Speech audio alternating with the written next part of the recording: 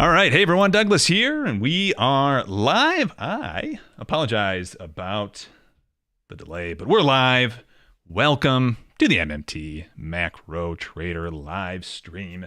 These things are a lot easier to do when you hit record and upload it at your leisure. They're a little more difficult when you say you're going to hit live at a certain time. But anyway. Especially when you're the boss and the stuff. Exactly. All right. Well, welcome aboard, everyone. Again, live stream pretty much every Wednesday now. That is our thing every Wednesday at 8. For this week, it was 8:05. But we got an awesome live stream set up. I have some fun things in the queue ready to go tonight. Usually we do these for about 3 hours. By the third hour, things get a little crazy, a little off the rails. I think I'm set up to go even further, maybe even to a fourth hour. I know Bijou has some things to talk about, so we're going to have a lot of fun. I've spent my entire day, part of the reason I was biting right up to 8 p.m. tonight is I spent the entire day running some Python code. I am not the worst coder that's out there, but I certainly have to do quite a few things brute force, and I got it done. I'm excited to share that tonight, so we have that to share. And here's the fun part, too, as people are tuning in. If you're tuning in, make sure you hit the like button. I see already up to 4 likes. I appreciate that. Hit the like button on your way in. It helps the YouTube algorithm. Yeah, and it just gets the word out. Hey, how you doing, Josh? Welcome. Thanks for saying hi. Yeah, and if you're in the chat, make sure you say hi as well. And if you have any questions, too, drop them in the chat. You know, usually what we like to do is kind of talk about what we want to talk about, and then as chat items come up, we will change gear and discuss those. I lost my train of thought. Anyway, we have a lot. Some of the data I ran, Bijou's going to be saying for the first time, so we're gonna have fun doing that. And I told Bijou right before we go live, you get to guess what it is that you think is going to happen. I don't know, man. So I hope this isn't too technical and my eyes don't just glaze over and I start drooling. But Douglas did give me like a 1 minute advance warning. So if it gets too boring, guys, just let us know, and I can crack a few jokes if I can. The thing is about humor on these technical things and charts is it's damn hard to think of a good joke if you're just drooling and don't understand it. I'm in Douglas's hands very much. Hi guys, hi Josh, Nora, Hamel. Hey, Hamel. Yeah, hey, Ronora. Welcome. Thanks for saying hi. Thanks for hitting that like button, too. I appreciate that. If somehow you ran across this live stream and you're not subscribed, make sure you hit subscribe, turn that notification bell on as well. More jokes, Bijou. Yeah. Bijou Comedy Hour. That'll be the 4th hour. If we make it to the 4th hour tonight, that'll be the Bijou Comedy Hour. So a lot of Twitter drama too that happened this week. That's really kind of the basis of the research that I did today that we'll be taking a look at. I'm super excited if you can't tell. Where I want to start though is actually with some market stuff, and I have the S&P 500 pulled up.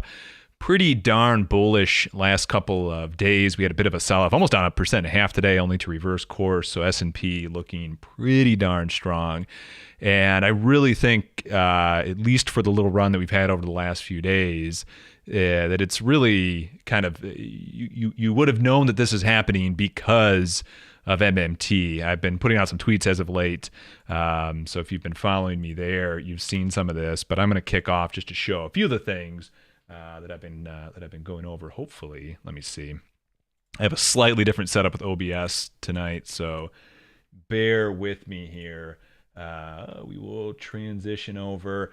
Pulling up some data on the data dashboard here, and again, I tweeted this out earlier. This is the monthly Treasury statement. The monthly. Well, I wasn't doing the comedy on Twitter. It was the other guy who was doing the jokes. I don't know if he realized they were jokes, but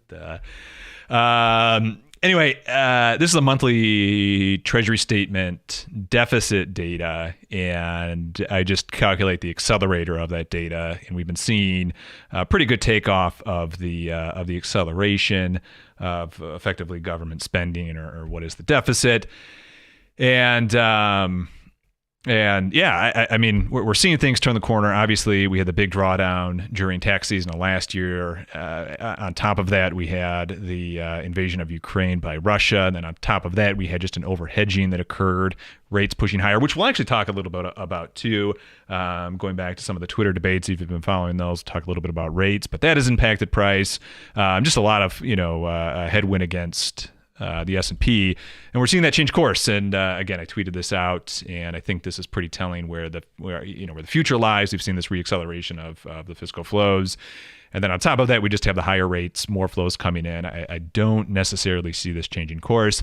I have put out a video recently about the debt ceiling that is certainly could very easily put an end to everything. So just bear that in mind. This is all predicated on Washington, D.C. not pushing the stop button on all of this. Margin debt as well starting to reaccelerate, certainly still in a negative acceleration, but at least in terms of kind of the 12 to 18 month cycle that is oftentimes seen.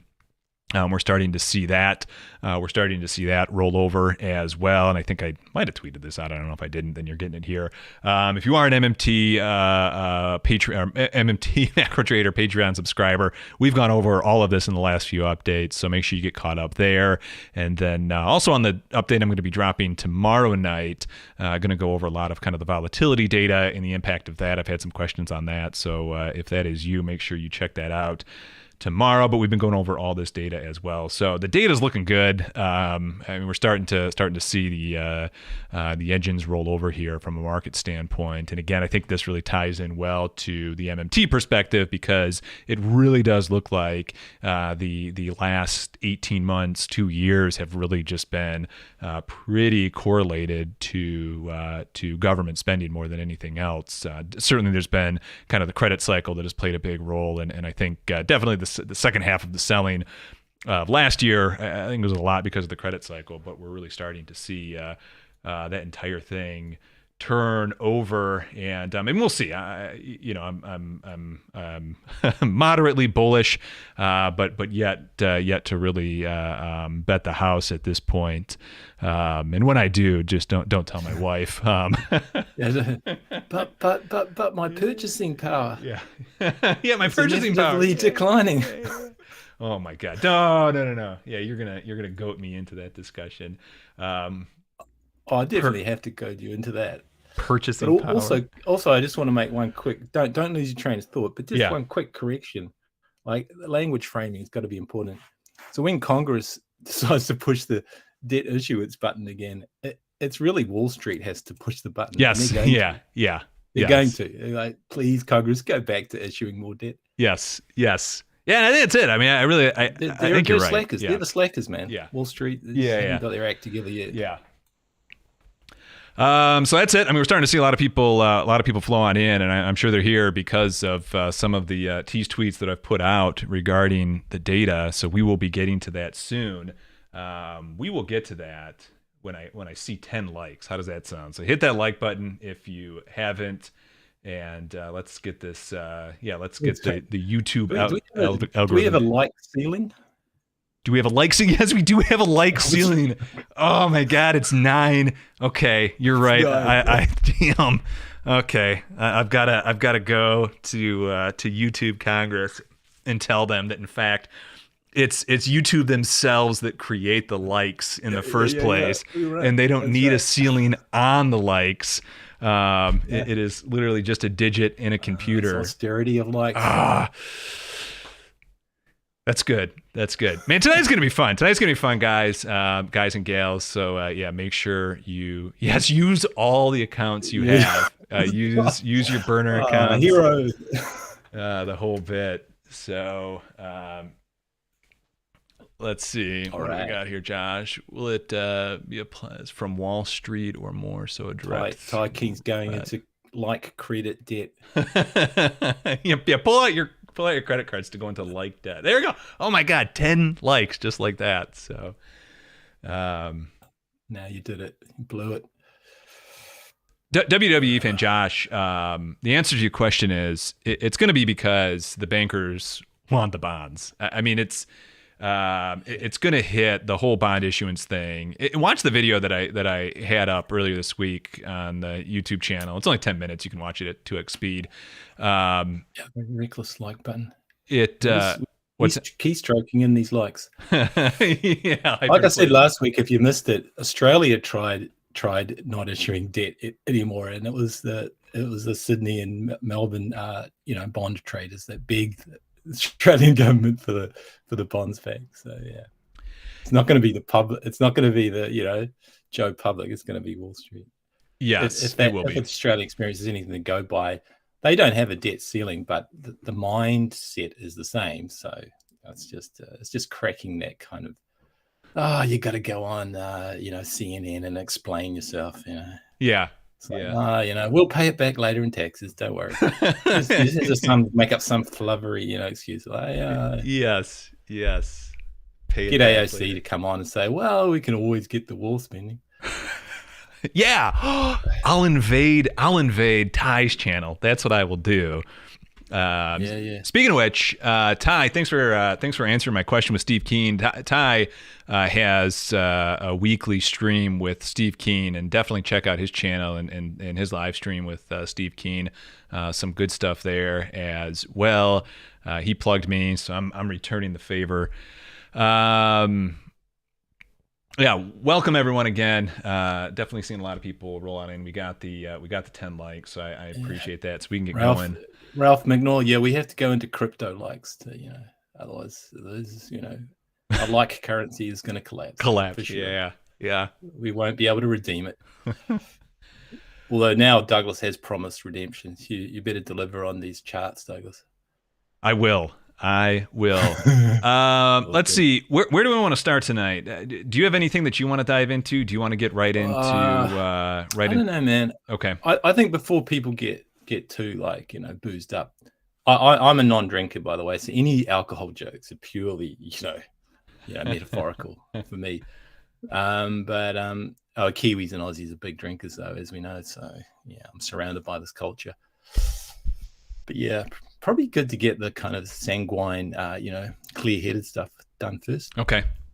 Yeah, like we usually do, get the fun stuff. I don't have too much. I'm really interested, though, seriously in your debates on Twitter. Okay.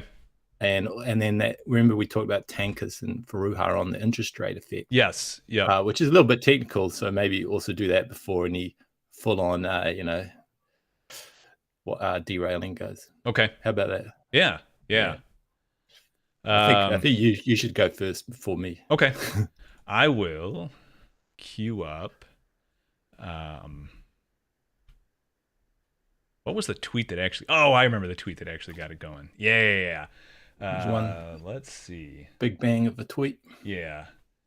I'm going to transition over to that screen. I just want to make sure there's nothing. While you're doing that, the reason why I did a little bit of Doug Bot work this week, not much, just some of the automation background stuff. But I got derailed myself with some quantum physics and stuff.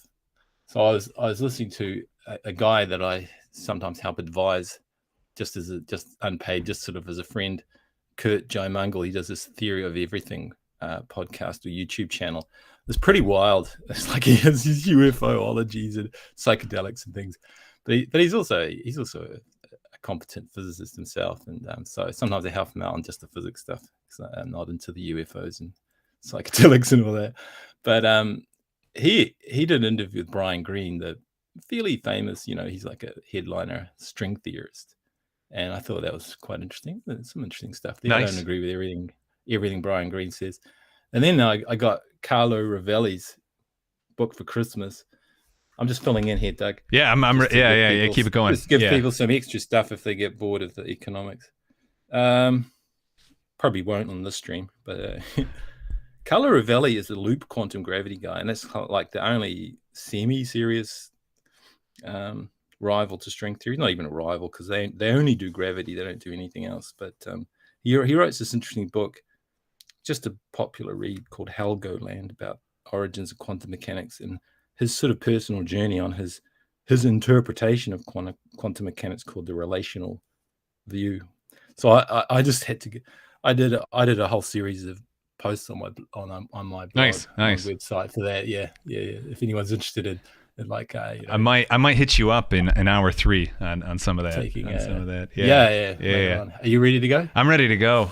So man. the whole debate started off on Twitter when I posted that there is no better predictor of recession than government spending, and it really is turning out to be that. I mean, obviously,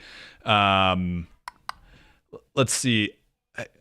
When I post on Twitter, I'm purposefully being a little over the top, right? I mean, there may be a better predictor of a recession than government spending, but without a doubt, government spending is it's turning out to be that way. It's not hyperbolic to say that, and I really think when the dust settles, I really think that government spending will probably be number one, with kind of the endogenous cycle being number two. But the whole debate started off with the government spending thing, then a ton of back and forth. A lot of our good pals, the anti-MMT crowd, quickly get in. And the question, the debate started. So 2 debates ended up coming up. Debate number 1 that came up was, and this is just to give context, so when I share the data later, that you guys have some context for this. The first thing that came up is, well, what's going to happen if you overspend, right? What do you get? So what will happen if the opposite is true? So if I said that stopping government spending is going to cause a recession, well, what is the opposite that's going to happen? And of course, the opposite of a recession is not a recession. So that is my answer. And then that got into debate number 1, which is, no, inflation's going to happen if you spend too much. So I've done the hard lifting. I've done the heavy lifting, and I ran kind of our series of tests that we use to try and really calculate and understand and quantify correlation and causation with what it is that kind of the MMT detractors said. And it just isn't the one person I have on the screen. It's other people as well that will say this. The government spending caused inflation. M2, the money supply caused inflation. So does that cause inflation, or does something else cause inflation? I have my own theories. So that's kind of where the debate started. The next part is then this question of inequality. Some of these debates I can't follow. I mean, I think we're talking about what's causing inflation, and before you know it, it's inequality of assets. Yeah. So whatever. But first, what's actually causing the inflation? And so that's kind of what I dug into today, and that's what we're gonna. It's ultimately what I'm gonna dive into. So. I'm gonna qualify cause in just a second here, just big caveats, just so you know. But Bijou, do you want to jump in, say anything before I jump into the the code here? No. Okay. No, I just want activists to have a bit of a sanguine view of the whole thing, because there are all sorts of feedbacks and interrelations. So if you just focus on say wealth inequality. Oh, this sounded interesting. If you just focus on inequality and ignore other effects and like ignore the real wage and only focus on the nominal and all that, it's just like some of these debates lack nuance is all I'm saying, and you have to be a bit smart and just be careful in making too bold a claim about things. It's interesting. It's interesting. Tough on Twitter. It's interesting when you put that, and the reason I kind of gasped there is specifically when you were talking about. Well, crap! I forgot what you were talking about. Exactly what it was you said, but it was right when you started off. Well, inequality does relate to the deficit spending and the interest rate, but it's like all these effects are not just single causes. So. Yeah. There were some surprising things that came out in this, and that's what you had said, that there are multiple factors that you need to take into consideration, and that's really I mean, if you're going to take anything away from this, I think that's really what you're going to take away. You were making a remark on causation in quotes. Yes, and there are multiple things. And it's kind of interesting to see. So I've got the code up on the screen. Bijou, make sure you read the comments that are coming in. I'm not paying attention to the comments. If you need to cut me off on any of this, no, just plow ahead. Okay. I agree with Ralph. Root cause of cost push inflation is used as a supply side. But you can always as a government currency issue, you can always generate as much inflation as you want on the demand side. Yeah. By either handing out a UBI or a job guarantee with $1 million an hour wage, because it's only keystrokes. So it's all the consequences of that and the disruptions is the problem there, not the fact that you've just regauged your currency, because fiat currency is only a gauge. So it's all about relative prices and so forth. But yeah, no, I think you should just plow ahead. I'll take a note of some of the questions. Yeah, if anything comes up that's of interest. Usually we get to all the questions. Let's see. And for those of you who are on the Patreon, and this isn't even the highest tier, I'm gonna go ahead and drop this later tonight in the Patreon feed if you want to take a look at it as well. It's a Jupyter notebook. All you need is some access to some Python reader. And it will likely have the ability to open a Jupyter notebook. So if you want to take a look at this, and I created the data sets as CSV files as well, so you can give this a look yourself. But what we're going to do, just to kind of set the stage so this all makes sense as we go through this, right? We're going to take in a bunch of data. We're going to see what correlates to inflation using kind of the I don't want to call them higher order, but the slightly more potent sort of correlation analysis. And again, this is what we use when we build our models. And then and then we'll see what they say. And again, these are kind of the steps that we take when we're trying to determine features in our learning models that we use to actually end up building, that we actually end up using to build our deep learning models and whatnot. So we are making sure along the way that in fact, there's reason to believe that this is how the causal steps happen. So there are two data sets that we're going to pull in. The first one is called the first data frame is just going to be called this full data set, and then there's a normalized data set. So the full data, what's going to end up happening is one of these steps you need to do some data cleaning. You need to remove what's called stationarity, or you need to make sure you need to do a stationarity test on the data. In other words, just so you're aware, like this is CPI change over 1 year, and what you got to do is you got to compress this and remove what is it? It is. I have this written down somewhere. You have to make sure the mean is constant, you have to make sure the standard deviation is constant, and you have to remove seasonality from any data. So effectively what I'm trying to say is when you do Granger causality, you got to get the data looking like this. So the mean is constant between all data sets, the standard deviation is constant between all data sets, and any seasonality is removed. So that's why we have two data sets, but this is my data set, right? Net deficit is just going to be the change in fiscal spending. CPI, this is going to be our target. M2, this is one of the proposed causes of inflation. This is kind of my wild card. This is my just deposits, because it correlates so closely with M2. I wanted to see just what came up, kind of almost a control test, which is kind of important to run when you're running these. Fed funds rate. These are the things that I start to think might actually cause inflation, either the Fed funds rate or the 10-year yield. I also pulled it in as a percent change from a year ago. I didn't know if that would actually have any effect or not. And then the final one is going to be oil supply. So this is what's called comparative inventory. I'll show this in just a second, but this is the supply of oil. And then again, our target's going to be CPI. So these are all kind of the features, the factors that we're going to see if they cause inflation or not. And we're measuring inflation as CPI. And then we'll just kind of, and speaking of egg and chicken, actually, I just saw that pop up. That's actually one of the things I do want to talk about in terms of supply causing inflation. So anyway, these are where we're at. So what I told Bijou that we were going to do is I told him that we were going to guess ahead of time what is actually causing what's going to be the cause of all this. And so I wrote a few hypotheses. Yeah.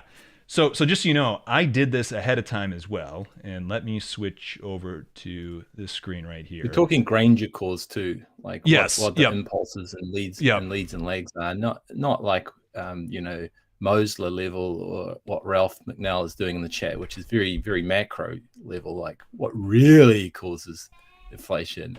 When you've got a fiat currency, it can be very, very highly simplified at the very macro level. So we're talking about CPI mostly, and causes that are more Granger cause. Yeah. Well, there you go. Okay. Can you explain Granger cause and mutual information for like 1 minute? I got to get some kids to quiet down. Okay, sure thing. Should I do it with my?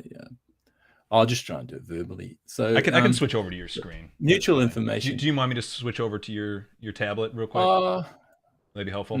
Yeah. Okay. Sure. Okay. Why not? And you take care of your kids. Yeah.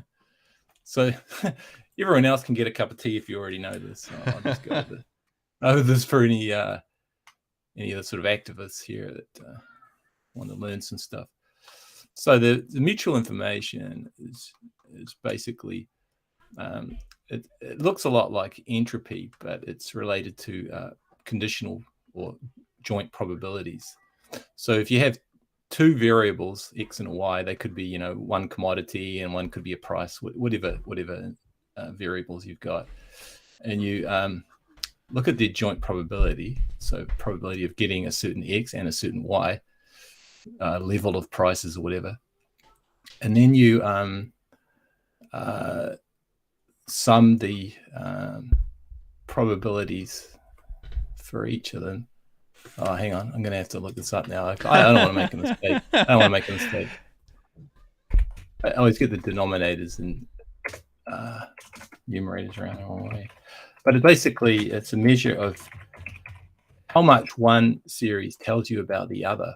But it's one of those symmetric ones, so it doesn't tell you which one is causing the other. So let me see. It'll be the joint probability, sum over that, and then sorry. So I'll put that inside the sum. Find that out.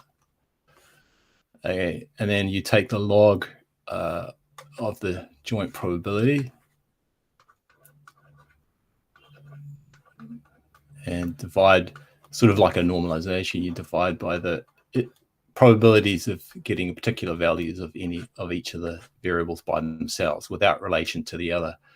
So using joint probabilities here is where you get the mutual and the mutual information from. And just when you do logarithms, you change products into sums, so it makes a nice linear kind of number. So the mutual information is going to scale nicely with your sample sizes and everything like that. So that just is like a normalization, and it looks then a lot like the formula for entropy. Yes. So the entropy is your sum of your probabilities times the log of the probabilities.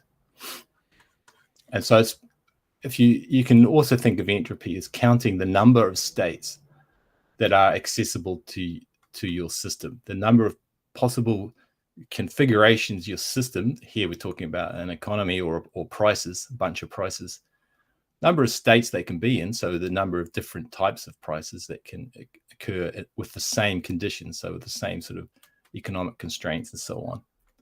So another way of doing it is just counting the number of states. But to turn it into entropy, which is more useful, you take a logarithm of it to scale it, so it like sums nicely. Yeah. And this is better than a correlation coefficient. I think I mentioned this. Yeah. No, this is still helpful. Because, this is the payoff. Yeah. If you made it through the math. Yeah.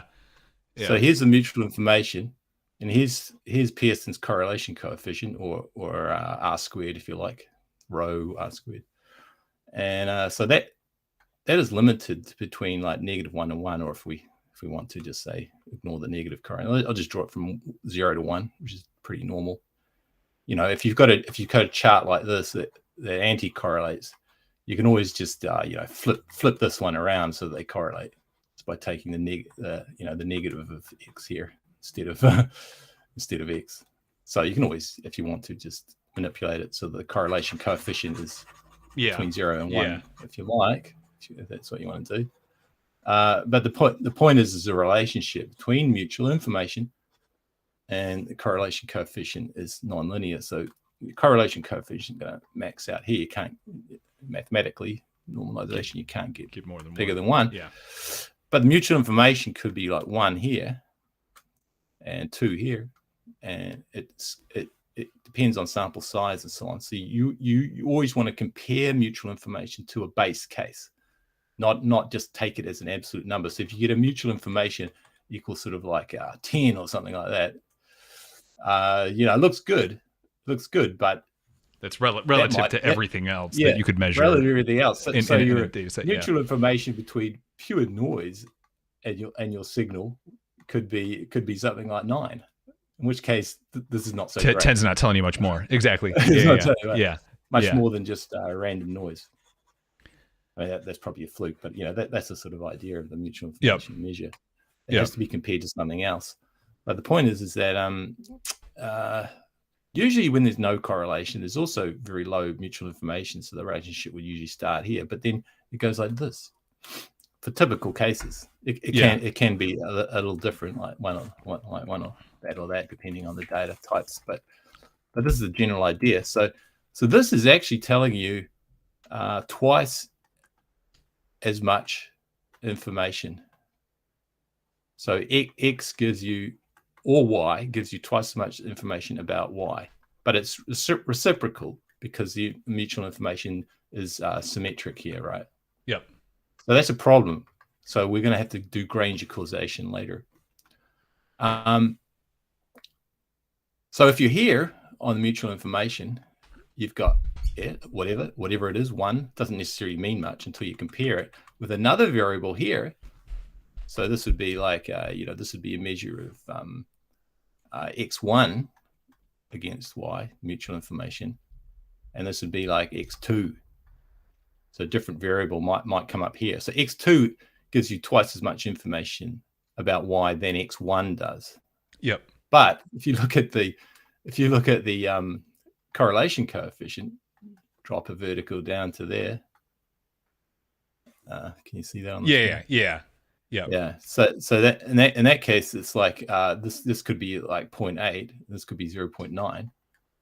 That doesn't look anything like twice as much. So if you get a R squared or rho about 0.5 for I'll just call it rho of X1 and Y, and you get a rho of say like 0. I want to do it halves. Let's just keep it as 1. Let's just say 0.99 for Pearson correlation of X2 and Y. Say it doesn't mean that X2 gives you twice as much information as X1. Yep. Although if you just naively think of the correlation coefficient as like, a correlation coefficient of 0.5 looks, pretty good.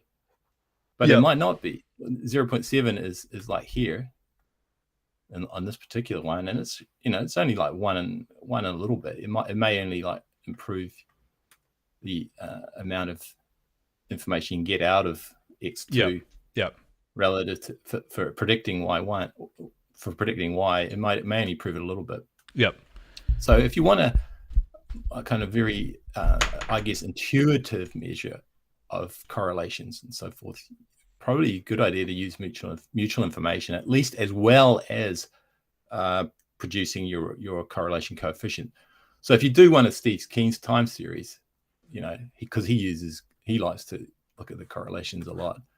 And, he does his credit and GDP and all sorts of things and unemployment, and he has these time series, going like this. And you'll have another one that maybe anti-correlates or something like that. Yep. A little bit. And he has a row of about, usually typically his are about 0.7 to 0.8. It's not necessarily saying that there's much of a correlation there. Eyeballing it looks good. So eyeballing it is actually a good thing to do, just intraocular test. Hits you between the eyes that these are definitely anti-correlated. Yep. And so in that case, you can say a correlation coefficient of 0.7, is a useful thing to quote. It's like you're not fooling anyone. Yep. But But if you do like XY data and stuff like that, that's not necessarily time series. This could be a bit misleading. Yep. So if you Nassim Taleb is good on statistics, even though he doesn't understand debt. But I'm always afraid to talk about Nassim Taleb because he can really bully you. Yeah. Yeah.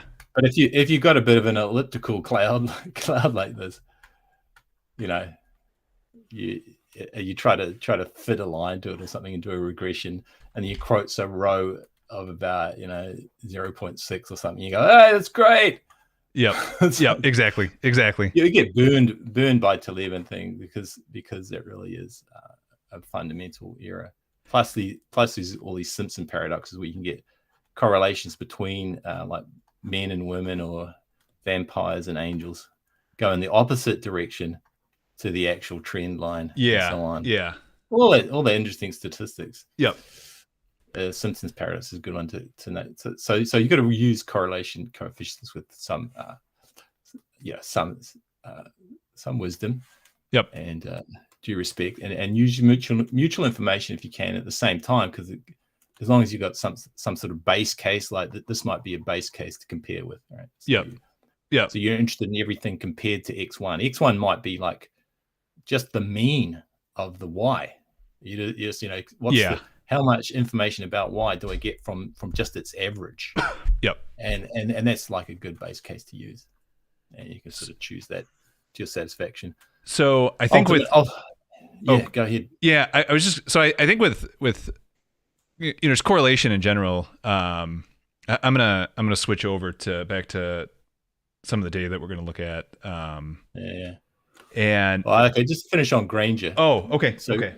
Yeah, so Granger. Hold on. Granger I switched off. I got to switch back. There we go. Okay, we're back. Yep. Okay, Granger causality is I'm going to simplify a great deal here. So you've got a Y, some target thing that you're interested in. It's a real simple one like that. Yep. And you're interested in something that might be causing an effect. So when this goes up, when Y goes up like this, there might be something that you can see in the data, just from little experimentations and that may have a little bit of an impulse here, and it may have a bit of an impulse down here, and then a bit of an impulse here, and then a bit of sort of slow impulse here, something like that. So all of these are like positives here that are like pushing this thing up like that. And so in a very simple way, that's kind of Granger causality. You'd say X, Granger causes Y. Yep. But all you're doing is looking at statistics. You're looking at sort of an impulse, a shock in X, causing a movement in Y.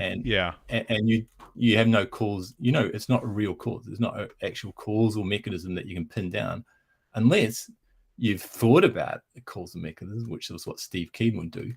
Yep. And then you say, well, that's an hypothesis. Now I'm going to test it. And so how you test it would be the Granger causality. You're just testing some hypothesis. Otherwise, you're just doing it without a mechanism in mind.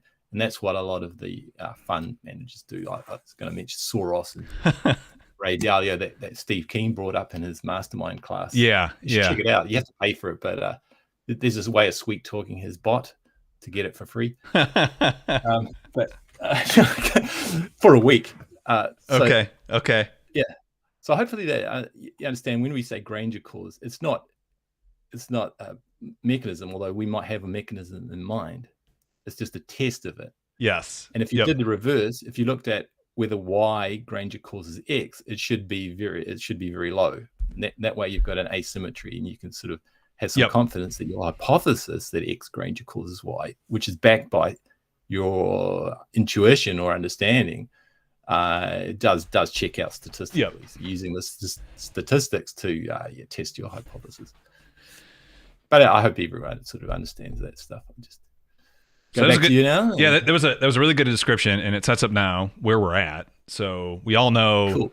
We all know that I'm going to say cause, but what I really mean is Granger cause. And Indeed. The PhD statisticians in the room are gonna puke a little every time I say it. But yeah, that's right. Yeah, it is what it is. But at least At least I gave the caveat. Bijou gave the caveat. Yeah.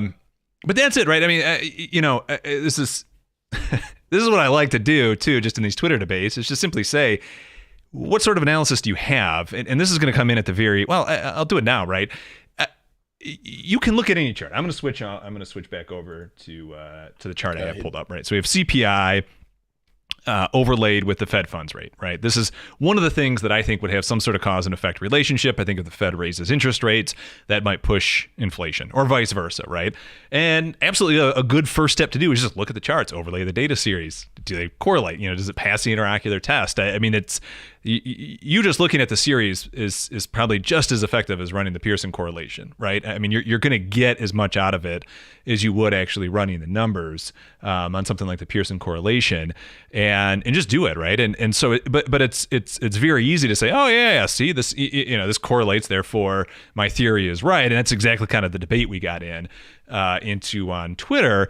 And the point is to go and take it to the next step, right? If there is actually a causal link there, that causal link better show up throughout the time series. If you say, it didn't cause it for the last 90 years, but now it causes it because, of this little knob over here being in this direction, this is really why it causes it.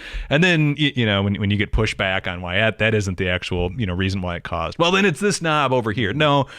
If there's going to be a causal relationship, it better show up for the most part through a time series. And if there is something in that time series that is in fact changing kind of the direction of the flow or something like that, then you can correct for that. I mean, you can do normalization in your data to go ahead and correct for various components and variables that might change the outcome of the data. So those are the steps. I'm taking shots before I'm even showing the data. But I mean, I hope you get why I'm leading with it. So some of the things we're looking at again, and I'll show the data real quick, was Fed funds rate was one of the things. You can see it correlated right here. 10-year yield as well. I have pulled in, so very similar look is this. M2. Money supply versus CPI. I've got that pulled up on the screen now. One of the things you've told me in the past, Bijou, is you actually think that it would be government, or it would be inflation that would lead government spending, and I know you've had thoughts on that. So that might be a case. And I look at this and I say you might be right. maybe it is spending. Same thing when I jump to federal debt held by the public. So as close as you can get kind of on government spending here. And CPI, maybe that might be it. And then what else did I have? Did I have anything pulled up to show? No. But anyway, I mean, those are kind of the overlays here that we're dealing with when we go into our actual data set. So I'm going to jump back for those of you coming back in or trickling on in. Here is the data set that we had pulled up. So our target is CPI. We want to find out what correlates via mutual information with CPI. So that would be M2, deposits, federal funds rate, 10-year yield, oil comparative inventory, or the net deficit or government spending. What is it that's going to correlate? And then the last one I want to show real quick is this oil CI. And this is what I'm going to use as effectively the supply side. And I'll pull this up real quick and show you the comparative inventory model. So what this is doing is it's taking the average 5-year inventory, in this case of oil storage at Cushing, Oklahoma, and then subtracting the current storage. And it's saying that effectively, if you have low supply, you're going to get higher prices. If you have low relative supply, you're going to have higher prices. And then if you have high relative supply, you're going to have lower prices. So it's a supply-driven model that I use to kind of give me a gauge as to where. What's your relative supply? That's relative to the trend. Yeah. So in other words, it's not the supply today, but it's relative to the 5-year trend. And it's really interesting. I've done this. If you go back on my Twitter far enough, I did it with hog data. I dug, this is very topical right now. I found egg data as well. I have that pulled up on the screen. Same idea. The correlation holds. So it's kind of an interesting concept. And again, I mean, it just shows that really the trend, the driver of trend with prices with commodities really is supply. On the short run, the noise is demand. But on the long run, it really is trend. so I went ahead and pulled in this oil comparative inventory as kind of a supply side gauge for this mutual information. So those are all the data sets, and I guess at this point, Bijou, hopefully you got a good enough idea of what's all being pulled in at this point. So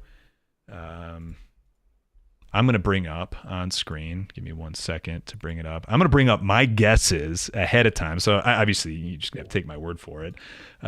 This is what I guessed ahead of time for mutual information. Well, you've got such a good radio quality announcer's voice that, just by listening to your voice, I'm already believe it. You're convinced. Good. Only Walter Cronkite would be able to refute you. I'll even take off my glasses for a minute and lean in. So you're not doing the eggs here, but are you going to? Yeah, I didn't put the eggs in there. What I was just trying to say is that I think oil comparative inventory is a good gauge to simply say that supply of commodities might be a cause of inflation. So when I say oil CI, I'm really just saying supply of commodities, right? The supply side of commodities. Right. Supply. Yeah. Interesting. Ralph would probably agree with you in the chat here, if I understand him correctly. But would you say that a lot of the oil is a monopoly? So the supply is basically them turning a tap on and off for oil. Could be. Yeah. Could be. Yeah. Could be. I'll go through my thought. Sure. I'll go through my theory, and then you can because you haven't had time to think about this, but I said for mutual information, I thought the highest mutual information was going to be oil, comparative inventory. So oil supply would be the highest. And again, this is just me looking at the lines on the chart and seeing how close they look to CPI. I then thought government spending would be number 2. Because they look close. I then thought Fed funds and the rates would be number 3. And again, mutual information is not causation yet. So this is just what's going to kind of correlate closest with CPI. And then finally, I thought just looking at it, M2, and then finally deposits were going to be the mutual information. And my rationale really just was it looked closest. And then it also just makes sense that CPI really would be a function of oil price, of energy price, and then ultimately oil price being a function of oil supply.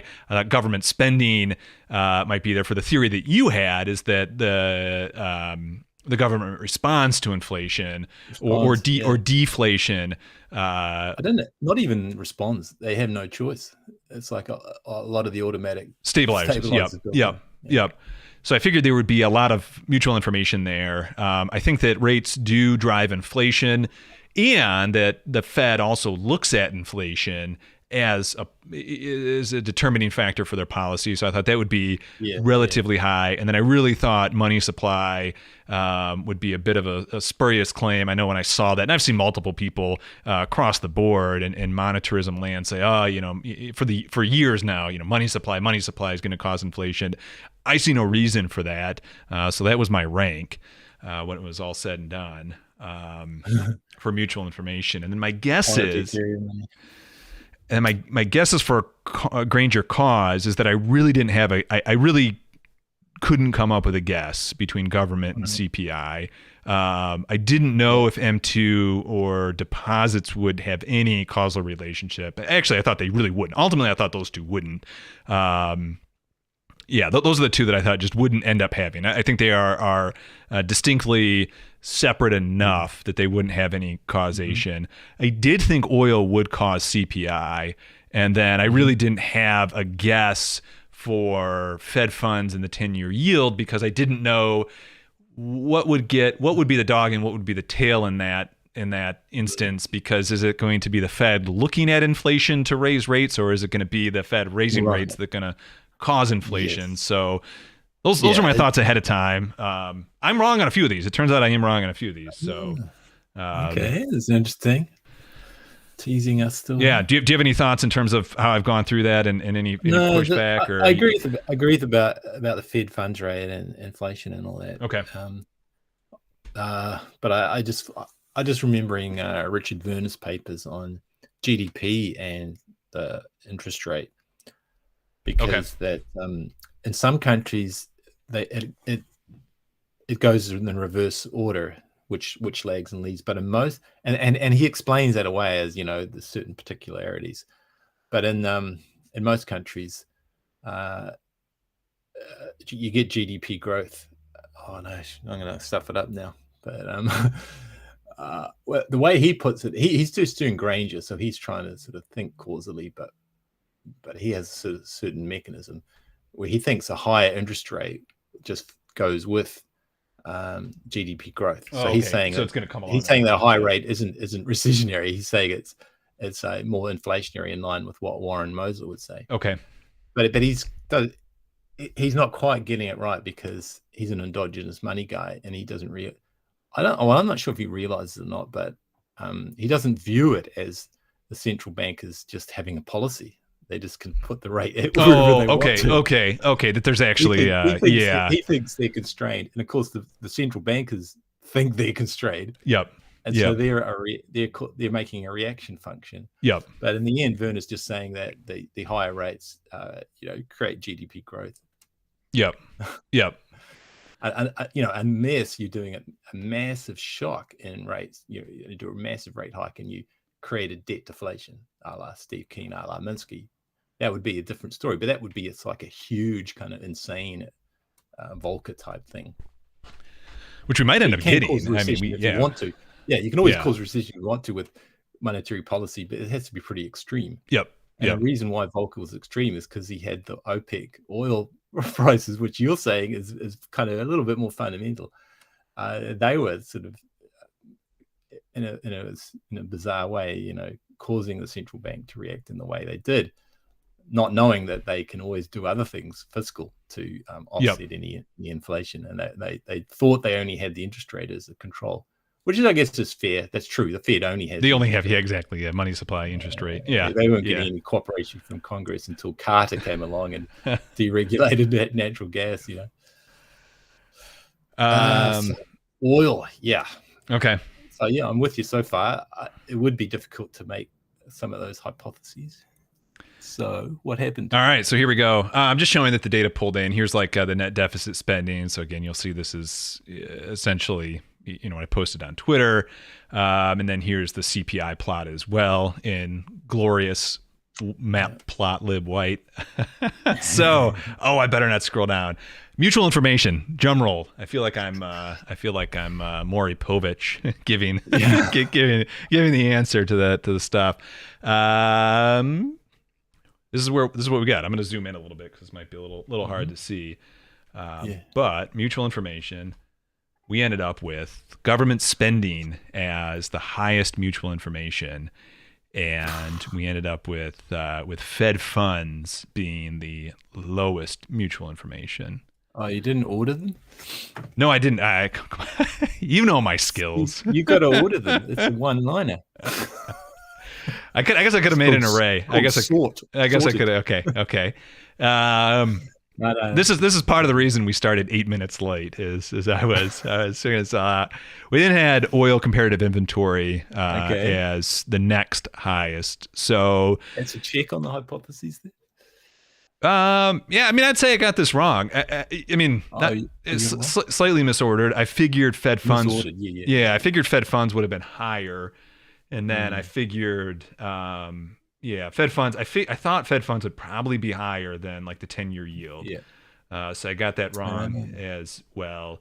But there's the ordering for mutual information. I think we would all, to a certain extent, be in agreement that there's going to be some correlation between all of these. What I didn't add in is just like a straight line to see if there was any more information between a straight line or not. But at least in their relative sorting, this is how it came down. When it gets to 10-year yields and that, I have to admit I'm a bit. I don't really know. I don't have a story on that where the Fed fund rates, why the Fed fund rates would be lower than the 10-year yield. But if you want me to, I can always make up a story to explain it. Exactly. Well, yeah, man.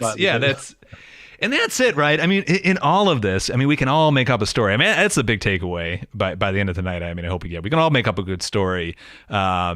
But if we're going to base policy on this, if we're going to devise learning models to understand this, my sake to trade on, that sort of thing, we better be damn sure and have a lot of rigorous testing done on the data before we make decisions. And I know you and I would both agree that this just isn't done, right? This isn't. I mean, people will do data analysis like this to publish their papers in economic papers, but it really is more hand waving than it is truly trying to understand, what the causation is here, and how does this fit back with broader theory and whatnot. Ralph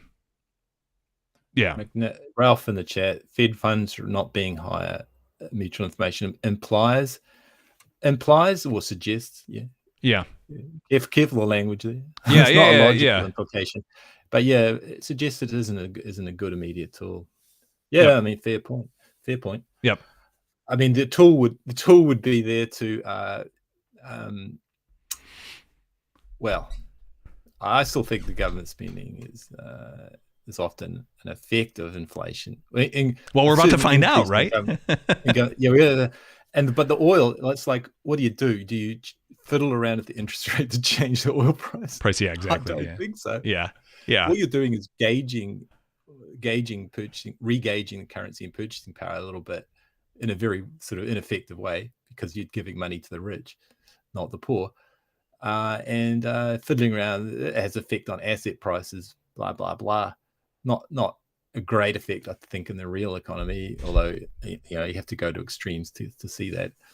And then what's it going to do? Well, maybe it shifts wages a little bit up to closer to the oil price shock, but ultimately the thing is, you have to just put a gun to the head of the cartels, or fight them in some other way, and try to become energy independent, that sort of thing.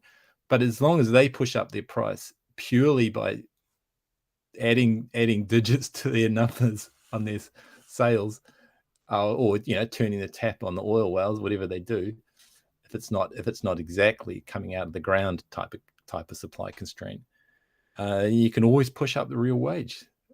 The government can, just by giving lower paid workers a wage hike, rather than using the monetarist weak ass steering wheel in the back seat kind of thing. That's my story. What dreams are made of? Steering wheel in the backseat. Right? Gotta get all these memes out. Yeah. You can never run out of these memes. So, Ralph, one of the things too, if we were building a CPI predictor learning model, we might say, okay, we had a theory that rates were pushing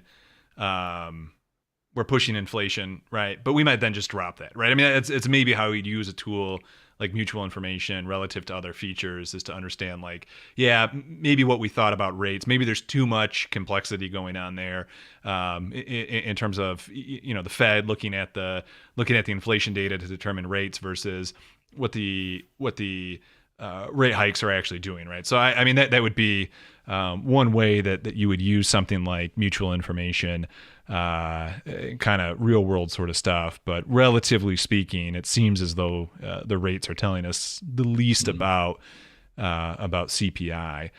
But here's where the fun stuff starts. Okay. Are you ready? Granger cause. So because stat geeks would write it this way, how you read this is actually like I think it's 4 or 5 double negatives that we're going to go over here. Terrible. Yeah. and it's actually is the net deficit Granger causing CPI. So it's not the other way around. I get this messed up every time I do it. And I feel like an idiot when I look at, when I realize that I've been reading it backwards. So it's going to be net deficit Granger cause CPI. That's the hypothesis. That's the hypothesis. That's the null hypothesis. No, the null hypothesis is that. No, what is it? Is that there's no Granger cause. Is that there's no Granger cause of net deficit to CPI. So that's what this is actually saying. It's actually saying that there is no Granger cause between the net deficit and CPI.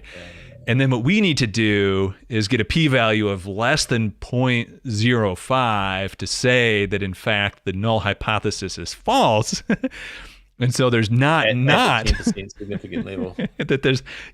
so now we're going to say there's definitely not a chance that net deficit causes CPI. The better way to read it is that net deficit Granger causes CPI if the p-value is less than 0.05 at the given lags. The other thing with Granger cause that you just need to be aware of is that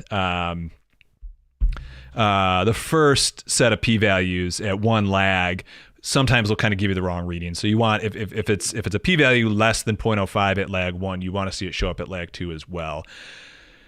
Does deficit spending cause CPI? The answer, no, it doesn't. Cause the what we see happen in play in CPI. It's a high enough p-value that we accept the null hypothesis. Yeah, we accept the null hypothesis that no Granger cause. Yeah, and I can open this up in a text editor and show you the entire output through all lags. We never end up seeing it past the null hypothesis less than 0.05, so we can PhD at the central bank do this properly for us, will you? Yes, hey, I mean that's really what should be happening, right? It's just amateurs here. It's so clear though. So no, deficit spending does not Granger cause inflation, at least based on what we've done. Again, I'm going to release this to the Patreon. I mean, you can. I'm going to scroll through all the code, so if you want to, copy everything I did, by all means, and then all you have to do is just do your own normalization of the data, however you think is fit. But I think I did it right. So you can definitely take my data. If you want to do normalization of your own data, you can take my data, compare it, and see if you get the same thing. What I'm calling net deficit too is I'm just taking the difference between the monthly treasury statement, the deficit of the monthly treasury statement, and doing the rate of change on the what would be essentially the accumulation of that, so of the national debt based on the monthly treasury statement. So if you want to do your own normalization, that's fine. So anyway, does it Granger cause? Nope, it doesn't. Now, does CPI Granger cause the net deficit? So is there a causal factor going the other direction? I was sincerely up in the air on this one, and what we're gonna find out is that it also doesn't. If you go far enough back, I don't think we ever saw a Granger cause. So high mutual information. You looked like mini. 12 lags is an entire year. So I think anything more than 12 lags, eventually you'll find something. And I'm sure our F values and the other parameters will probably tell us that it's not very meaningful. So I never saw a Granger cause either direction, and I really think that's. What did I say? Did I say that's where I was going to land? I said I didn't know ahead of time. And that's where we ended up. I said that if there's price gouging or monopoly price fixing, that source of inflation, then I think it should cause a higher government deficit. But I'm not sure if it causes a higher government deficit sort of in the same way that you're measuring it there as a rate of change of the accumulated debt. Yeah. I'd have to pick it apart and say it's going to cause certain types of increased government deficit on certain government programs. Yep. Yeah. And it's like a whole mix because the Fed will make it have some effect on the raising the interest rate, but then the government has the automatic stabilizer. So there'll be, if there's unemployment as a result of the increasing CPI, and it's not adjusted for in some other way with lower taxes or whatever, then it should show up in increasing unemployment benefit claims, not just the government deficit. Raw, because that's a sum of a whole lot of things. So I'd still be looking at my story in a different way with more finer grained data on government spending. Government spending. Yep. So government spending going up, maybe not the residual, which is the deficit. Yep. And I'm sure you could, if we had if we had researchers that, we could put on this case, right? I mean, we would do an array of various government line item spending. We would do an array of CPI measures, right? Find high correlations and that sort of thing, and then see what causes what, and then also ahead of time too. I mean, we obviously have an MMT theory that we predicate this on to begin with, but I think we can at least definitively say. Not definitively, at least within the parameters of this, that we're not, at this point, I'm not seeing anything that's saying that government spending is causing CPI inflation, right? And I feel very confident that we have a valid theory that's going to anticipate that. And we also have then data to support that. So, pretty good. I feel pretty confident that you can tell anyone that says government spending causes inflation that it just doesn't. It's just not there. But I think you can say that with confidence based on the data. Okay. Eventually tidy it up, put it in a single link, stick it on Twitter. Okay. There you go. Yeah. Have fun. Yeah. We'll get to that point. I mean, a lot of this. This is me doing this in a couple hours, but hopefully it'll spur on some people that have the time to dig deeper and either prove me right or prove me wrong. Yeah. All right. Does M2? So this is the other one, right? This is our buddy, he who shall not be named. I just don't want to. I don't want to call him out. It's their idea that's a bit baloney. Yeah. The guy's probably a fairly good dad, or if he shows up in chat and he wants to talk, that's fine. But for you guys all know who I'm talking about. He said that M2 was a cause of inflation. So does M2 cause Granger? And no surprise, it doesn't.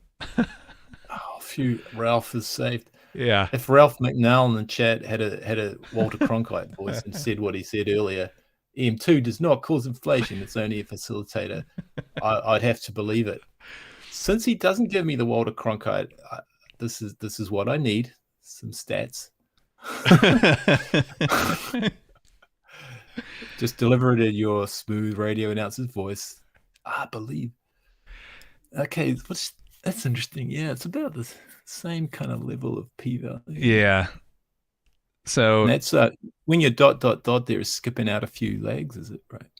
I pulled them up. Yeah, I pulled them up. There's nothing as we go back in the lag. There's just nothing going back. Yeah. Interesting. Nothing less than 0.05. So the next question, does CPI cause M2? And the answer is, holy cow! At least at one lag. Now he said at one lag that we need to be a little cautious and confirm at further lags down. So at least at one lag, we get maybe a cause there with M2, but then nothing further. That we want to see this at least multiple lags. But at one lag, inflation is actually driving money supply, not the other way around. Again, this is the first time when I was running this that I'm like, oh my God, this is when I wanted to get on Twitter and be like, guys, you got to show up to this live stream. This is pretty wild. It makes sense, right? Yeah. I mean, because M2 is what deposits, credit, all that. So it's if the government isn't deficit spending to support the price level with the automatic stabilizers, people are freaking well being forced to pull out their credit cards. And what have you? And get a house, get a loan. So this is still pure MMT that you see here, even though, as you say, it's only one leg. It's damn interesting. Yeah. I mean, M2 will go up. Yeah, if the government isn't supporting the working class, it's gonna affect M2 anyway. It's like it's trying to squeeze a balloon with the price level. It's gonna pop out in some other direction. Money to the rich from the interest rate hikes. The poor have to go in credit card debt. Exactly. And firms will then make their sales on the higher price. So that was kind of an interesting outcome. I appreciate the explanation too. I think that definitely makes sense and kind of solidifies maybe what we're seeing here. Josh, a quick question: can increased government spending cause inflation if it starts paying more for something today than it was yesterday? There's no doubt if the government spends enough, it's going to cause inflation. And I mean, maybe let's just put it this way. I have no problem saying if the government gives money directly to people the way that it did post COVID, right, that's going to cause Right. some sort of inflation that's going to show up in CPI.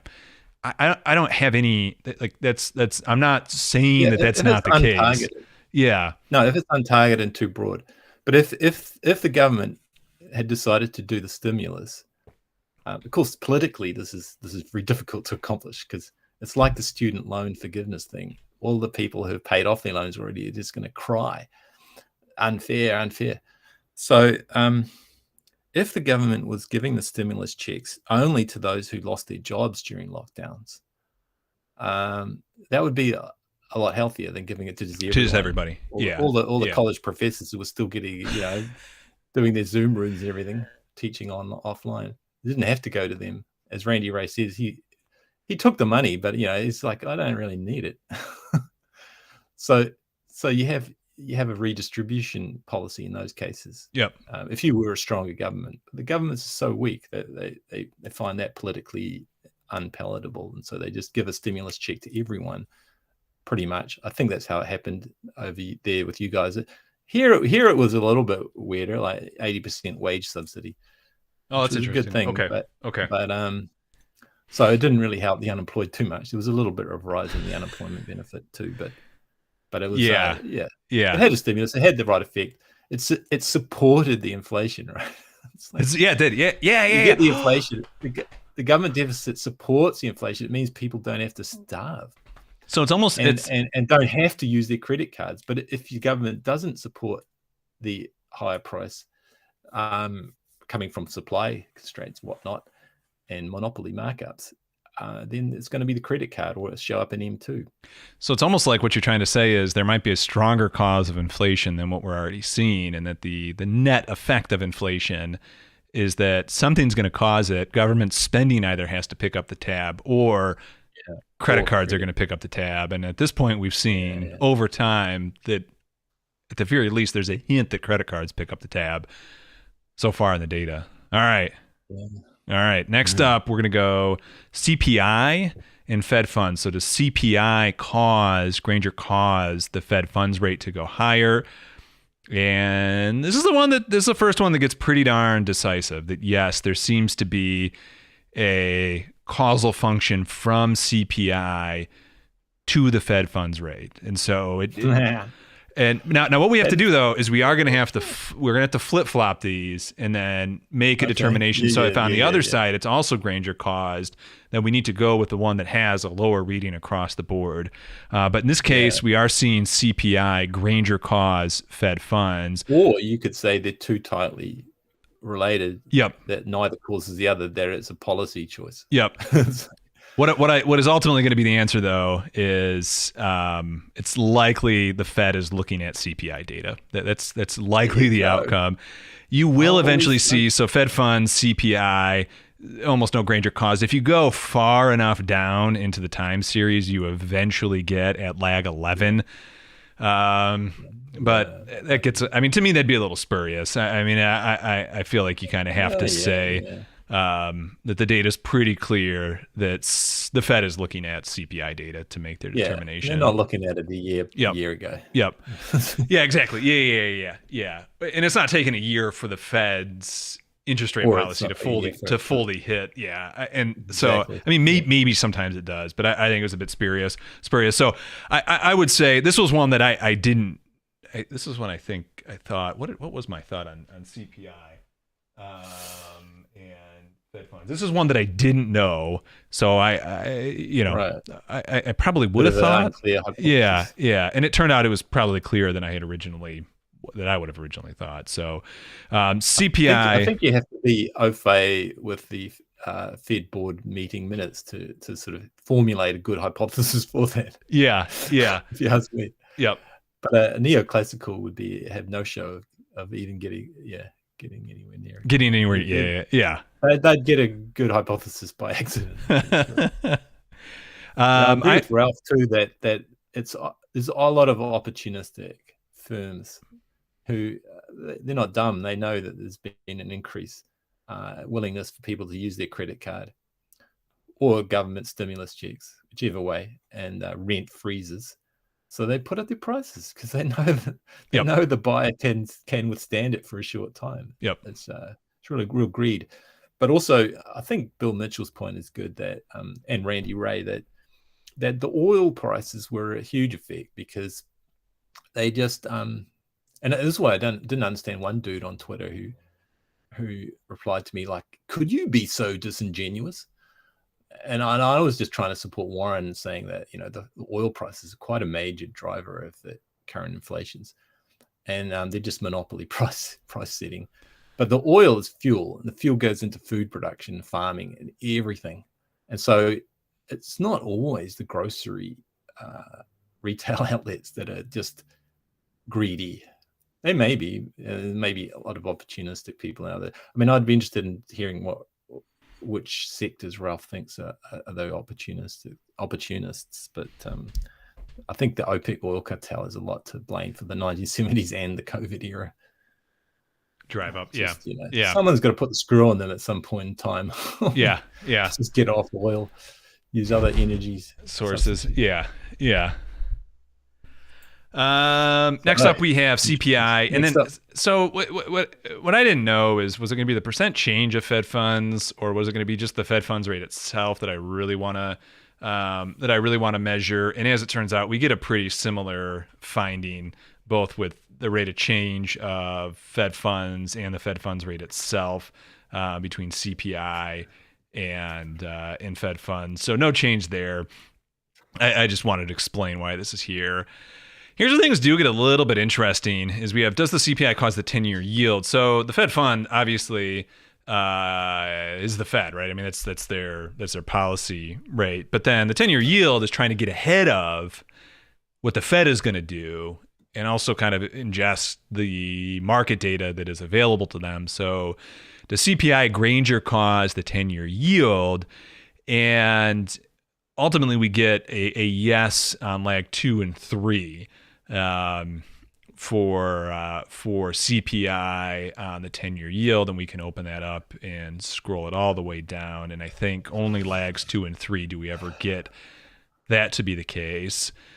So we do, but then we do need to flip it around as well. Does the 10-year yield cause CPI? And we actually get, and this is kind of where this is more in line, I think, with what I thought we would have seen. Is that we do have the 10-year yield Granger causing the CPI itself.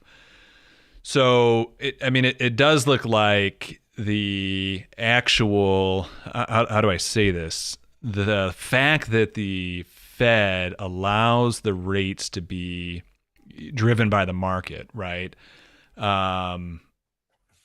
Is a little bit more causal factor to where inflation ends up than what in other words, the market is looking at the market and actually determining the market, whereas the Fed is just following the market, which I think almost all finance people would finally agree on. The Fed is just a slow observer. And so I thought it was kind of interesting. And then we also do deposits. So does the CPI cause deposits to change?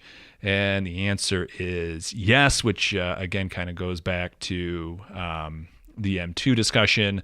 Deposits on the way back, no. And then finally, the goodie, the one that I definitely thought would be Granger caused, and that is, does CPI cause oil inventory? I mean, obviously, I don't think there would be an expectation that it was here, and we get that to be confirmed. Again, we're looking at these P numbers in the middle here. Does the supply of oil cause inflation? Is inflation primarily a supply side driven phenomenon, or is it, as Milton Friedman said, always and everywhere a monetary phenomenon? The answer, I was going to say, is going to require 15 likes, but we're there. Thank you, everyone, for the 15 likes. The answer is, of course it does. Yes, of course it does. We see it lag 1, lag 2, lag 4. And if we go ahead and pull up the text editor for the entire year, we see multiple times we get underneath the 0.05. So we do see Granger causality here. And one of the things too to note with Granger causality is it's not a scale, right? I mean, you set your null hypothesis and then you live with the outcome, right? At either 0.05 or not. So in this case, in other words, it's a pass or fail. There's not a linear scale on the p-value. Yeah. You gotta use some pretty good stats hygiene when you do these things. Yep. You really should not look at the p-value at all. You should just say yes at level at significance 1% or no. Yes. Yep. Exactly. That's what you're supposed to do. Yep. The p-value is highly misleading. Yep. You're supposed to just make a hypothesis, set a significance level that you think is reasonable given your type of data, economic data. So I don't know. I don't have a good feel for that. I'm more of a physicist in terms of being, friendly with the data. So I'd trust someone like Douglas for this. So you set your level of significance at, whatever, 10%, 1%, depending on the type of data you've got. And then you ignore the p-value. You should even just automate it. Yes or no. Yeah, exactly. Whatever R or Python or whatever you use. Yeah. And so you never look at it. You look at it only when you want to, do some sort of background checks and things, not to pat yourself in the back and say that you've, rejected or accepted your null hypothesis because of this particular p-value. Yeah. Yep. P-value just gives you a binary. But I always say choose two significant levels, like 1% and 10%. And if your p-value falls in between, you're undecided. Okay. That's what my recommendation is. So you get out of your hypothesis test, you get three possible results. Okay. As reject the null hypothesis, undecided, or accept it. Yeah. So use a range of p-values that you think is sensible given your type of data and your data sources, whether they're reliable or not, and so on. That's for the nerds. All right.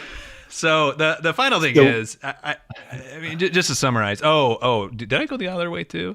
Yeah, I did. Okay, that's it. Yeah. That's it. The final answer is, look, can the government increase CPI via spending? Probably. It's not a hill I'm willing to die on one way or another. Over the 30 to 40 years worth of data that I was able to correlate,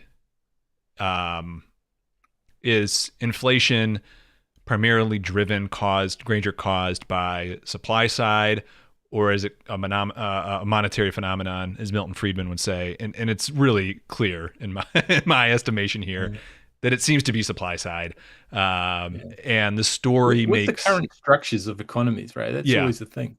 Yeah. If you want to have a dictator, Douglas MMT president or ruler for life. Hey, I like the sound of this. You can set the price level. So under neoliberal capitalism, this is the story, and it's up to the real PhDs and things to refute us here. Yeah. We're putting this out, man. Here you go. Yep. The ball's in your court. We're happy to accept rigorous analysis that says it's actually more muddied than you guys think, but because we're humanistically, what is it? Driven by humanitarian concerns. Yeah. But we're also data aware and will concede to a good argument. Yep. Yeah. I agree. This is pretty helpful too. I mean, it was constructive too, because it's just kind of fun to show this sort of work. And for those of you who have joined up on the Patreon and you're trusting me to provide research, when you're trying to make your decisions, your macro decisions, these are the sort of things Bijou and I are talking about. This is the sort of effort that we're putting in. This is what we're doing behind you guys behind the look scenes. To the future. Yeah, look to the future of Douglas's channel and Patreon, and realize that because he's doing things more automated in Python, he can be 10 times as productive. Yeah, we're gonna be so productive into the future. Yeah. No, it's good stuff. And there are a lot of macro pundits who will take the first step, seek some sort of lines that overlap, which is a good first step, right? I mean, you hope your lines overlap if you think there's something there. But and I saw Brian Westbury, I will call him out. He's a public figure. He's on Fox Business quite often. He had a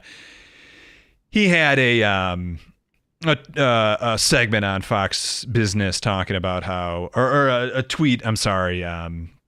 Well, and he referenced it in a Fox Business segment as well about how Japan, the reason that we're finally seeing inflation with M2, and the reason that Japan never sees inflation with their version of M2 going higher is macro prudence or something. Spin this story up that's just absolute nonsense. And if you're gonna buy a line like that from anyone, you're gonna take their advice. You're gonna whatever, make some determination based on that thinking. Make them do that. Make them prove what we just did here. Make them take these steps.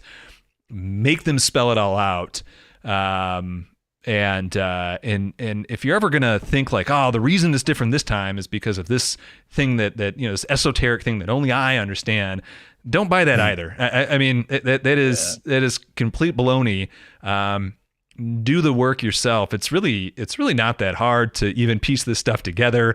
I'll share this code, and if you have just even a little bit of knowledge and even constructing Excel charts and whatnot, you can plug everything in. So I'm gonna stop my rant there, but nothing bothers me more than kind of the I've got the inside knowledge, and this is really why it's happening, and this is why it's happening now, but it hasn't happened for the 2 centuries of recorded data that we have on hand. But now it's finally government spending. It's not. It's been supply side the whole time. So there we go. We did it as Ty said, supply side homies. Darn right. Yeah. It's interesting that the nerds have to support the activists here as well. So you have to also be prepared to like bomb all the activist chats and get this. There's also a room here for people who are really good at data visualization, and so you tell the story with the data, but not in a boring way. Yes, yeah. I can't emphasize how important we need artists to do this. And if the artists can't do the statistics, we need the nerds to help the artists to tell a good narrative. And so it's not just reading white papers or Stephanie Kelton's blog pieces and all that, although she's pretty good with some of the diagrams. So it's all a big effort to move the whole paradigm along, but it's worth doing. It's a good time to be alive. It's fun. Vital time to educate people, and there's so much to do. It's like, if you want to contribute, there's so many ways you can. But the other thing too, not just by investing, but invest anyway. Make $1 million, and then support. Yeah, and then support support the cause. One thing too, if it is something that you have the extra time to put in, and you don't know, I mean, I knew very little Python, just the basics. Before Bijou and I started working together. It's not that hard.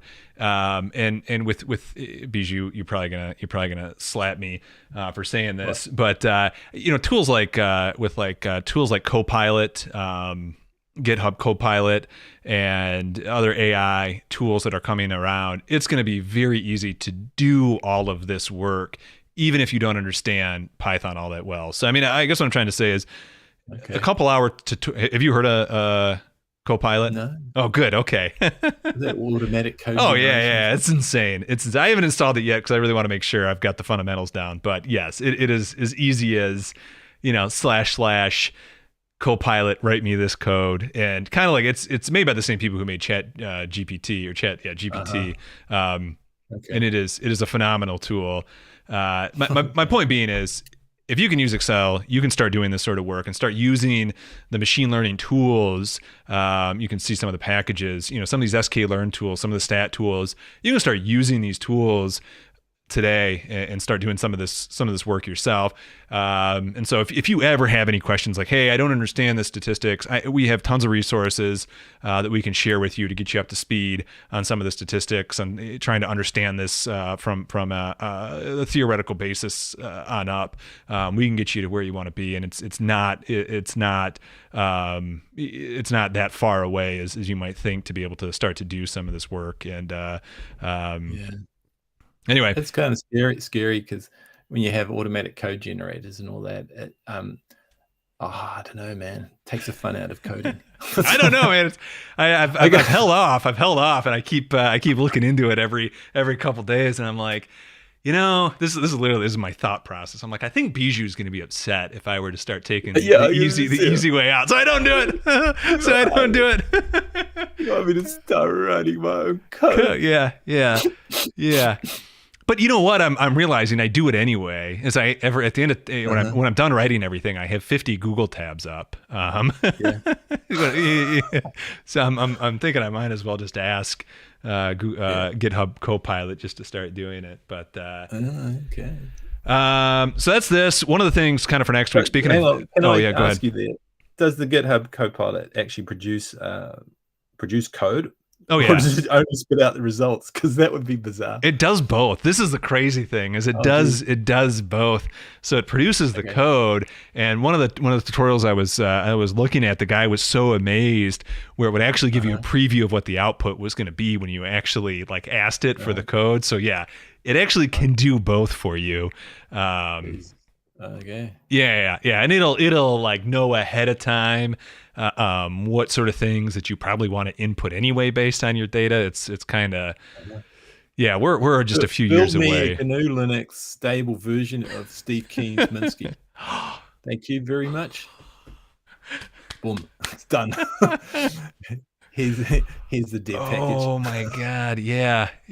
Oh, you can't say things like that, right? Because you know my ADHD is just going off right now.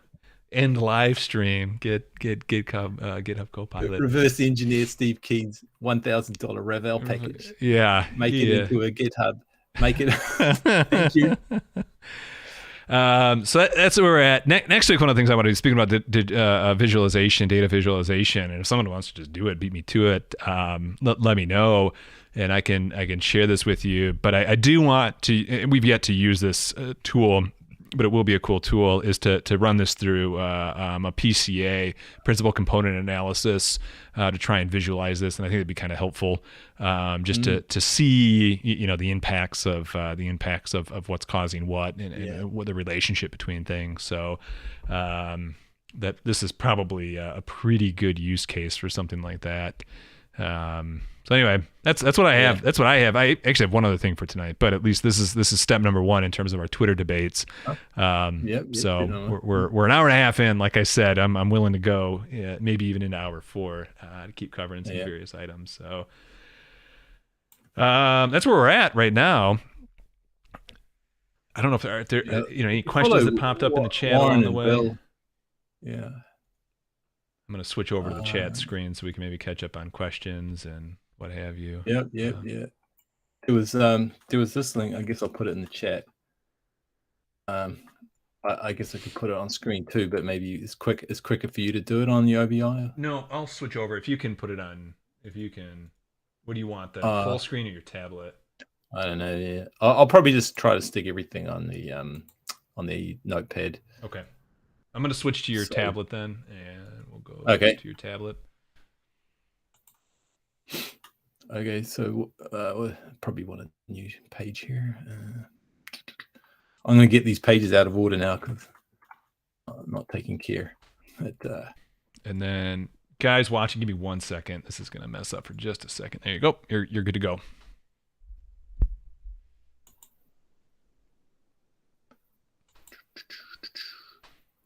Yeah, so that's just a quick little bit. They're not doing principal components and stuff like that yet. Maybe they don't have the enough data to do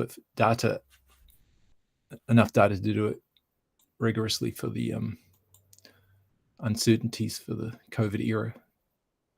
But if you look at some of the information that's being published in that, Yeah, there is a definitely supply side story for the COVID era. I mean, just look at those energy fuels and all that. It's interesting that food is sort of that it's not actually really pressing food prices all that much. But like we did in New Zealand with the eggs, we can always make the eggs run out in the supermarket just by squeezing the farmers with new regulations. I don't know what your egg prices in the US. They're through the roof. Why?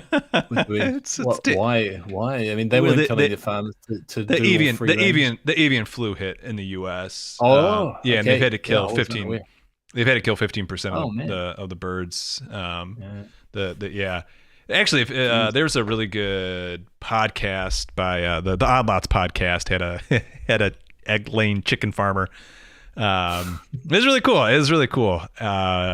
It's worth a listen. He has some. Actually, the one thing I'll tell you from it that was kind of interesting is, in terms of innovation and progress for laying eggs, the 1 acre, the same acre of corn that feeds the chickens, I think that's how it was. Same acre of corn that feeds the chickens can now produce 4 times the amount of eggs today than they did in 1960. So you get 4 times the eggs for every acre of land. And I just thought it was really cool. I mean, like we haven't quadrupled the population since, right? I don't think. I think it was. I think it was adjusted for the amount of energy that's being put into the land to grow the crop. I think that was the. Yeah. So anyway, check it out. Odd Lots, the most recent podcast. If you're a YouTuber or on YouTube, you can just look up Odd Lots, Tracy and Joe's podcast. So. Okay. Yeah, I've heard of them before. Eggs. Eggs. So did you want to do any more of the Henrik tweets and show the Twitter debates? I mean, I'm ready to keep. Do we actually want to step into that cauldron and go through tweets? I've got the next one pulled up. Let's finish the Twitter debates once and for all, and then we can move. And then we can move on. Claim. And then we can move on. If you're all right, I know I've dominated the first hour and a half here. No, go ahead, man. This is your show today. It's good. So I only had some. Oh crap! You know what? I got to do? I don't have a.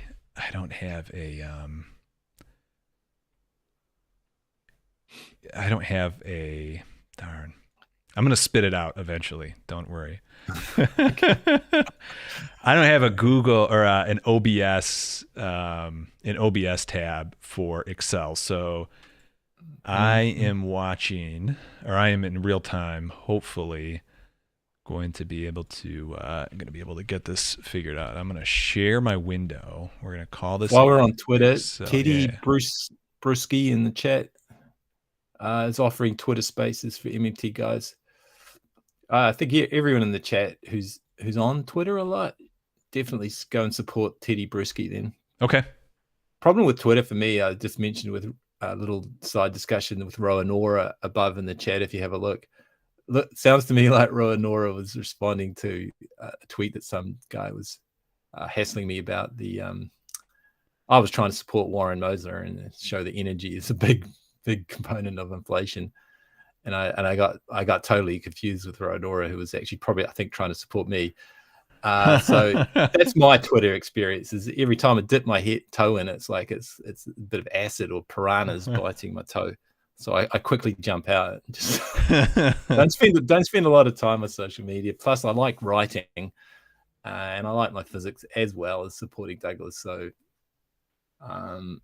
it's tough to support people with all these channels, but they're so good, they're so worthwhile. Anyone who's in MMT activist spaces and is trying to get the investment community along, because they should be driven by data analysis, you'd think. Investors, financial bros. And so in a really weird way, they should be quite easy to quote unquote convert to our religion, but it'll take time. If one thing I'm starting to see is, I mean, there are even some like hardcore right wing Austrian people who are, in the Fed type, who are, I'm starting to see ask some MMT questions, right? Because they're seeing people like me who, push back, and I'm consistently right. And I mean, being right long enough, and I'm not trying to, be also with your voice. Yeah, is so persuasive. It is. Yeah. It is. I like that. I like the radio voice. I should keep the radio voice the whole time today on. Well, just remember Doug's live stream. Rockwell encabulated. Yes. Oh, if you're not subscribed to this channel, make sure you get subscribed, because we have some fun stuff coming up. Coming up on April. Yeah. But we can't give them heads up. The whole point is that they're going to think that I've gone insane and this is something that's real. All right, I've switched to a new screen here. So one of the other things that came up was this idea of inequality, and the paper that was shared was this is my thing's a complete mess right now. Let's see. One of the papers that was shared was, let's see if I can pull it up, was a paper describing wealth inequality. Greenwald and let's see, I'm gonna transition here. Daniel Greenwald, Matteo, names that are going to be more difficult to pronounce. The abstract is that financial wealth inequality and long-term real interest rates track each other closely over the post-war period. We investigate how much of the increase is measured inequality can be explained by the decline in rates, and what the implications for inequality in total wealth are. Let's see. We estimate this is where just having spent enough time in this space, I'm like, no, this I can pass. I can move along. We estimate the exposure of financial portfolios to interest rates at the household level to show that there is enough heterogeneity in portfolio revaluations to explain 75% of the rise of financial wealth inequality since the 1980s. Listen, there's nothing that explains 75% of anything in finance. Dude, she wasn't actually looking at you because she liked you, man. Maybe. Imagine if you could reply to journal articles with a line like that. Like that, yeah. That's probably, I wouldn't last long in academia, because that's in the back of my head. That peer review. Yeah, dude. It's because you got a huge zit on your forehead, okay? Yeah. That's why she's staring at you, and she's just really hoping you keep your distance, okay? It ain't 75. Okay. It ain't 75%. Look, this is 100. This, man. What's that? Yeah, publish this. There's they to their credit, it's 100 pages.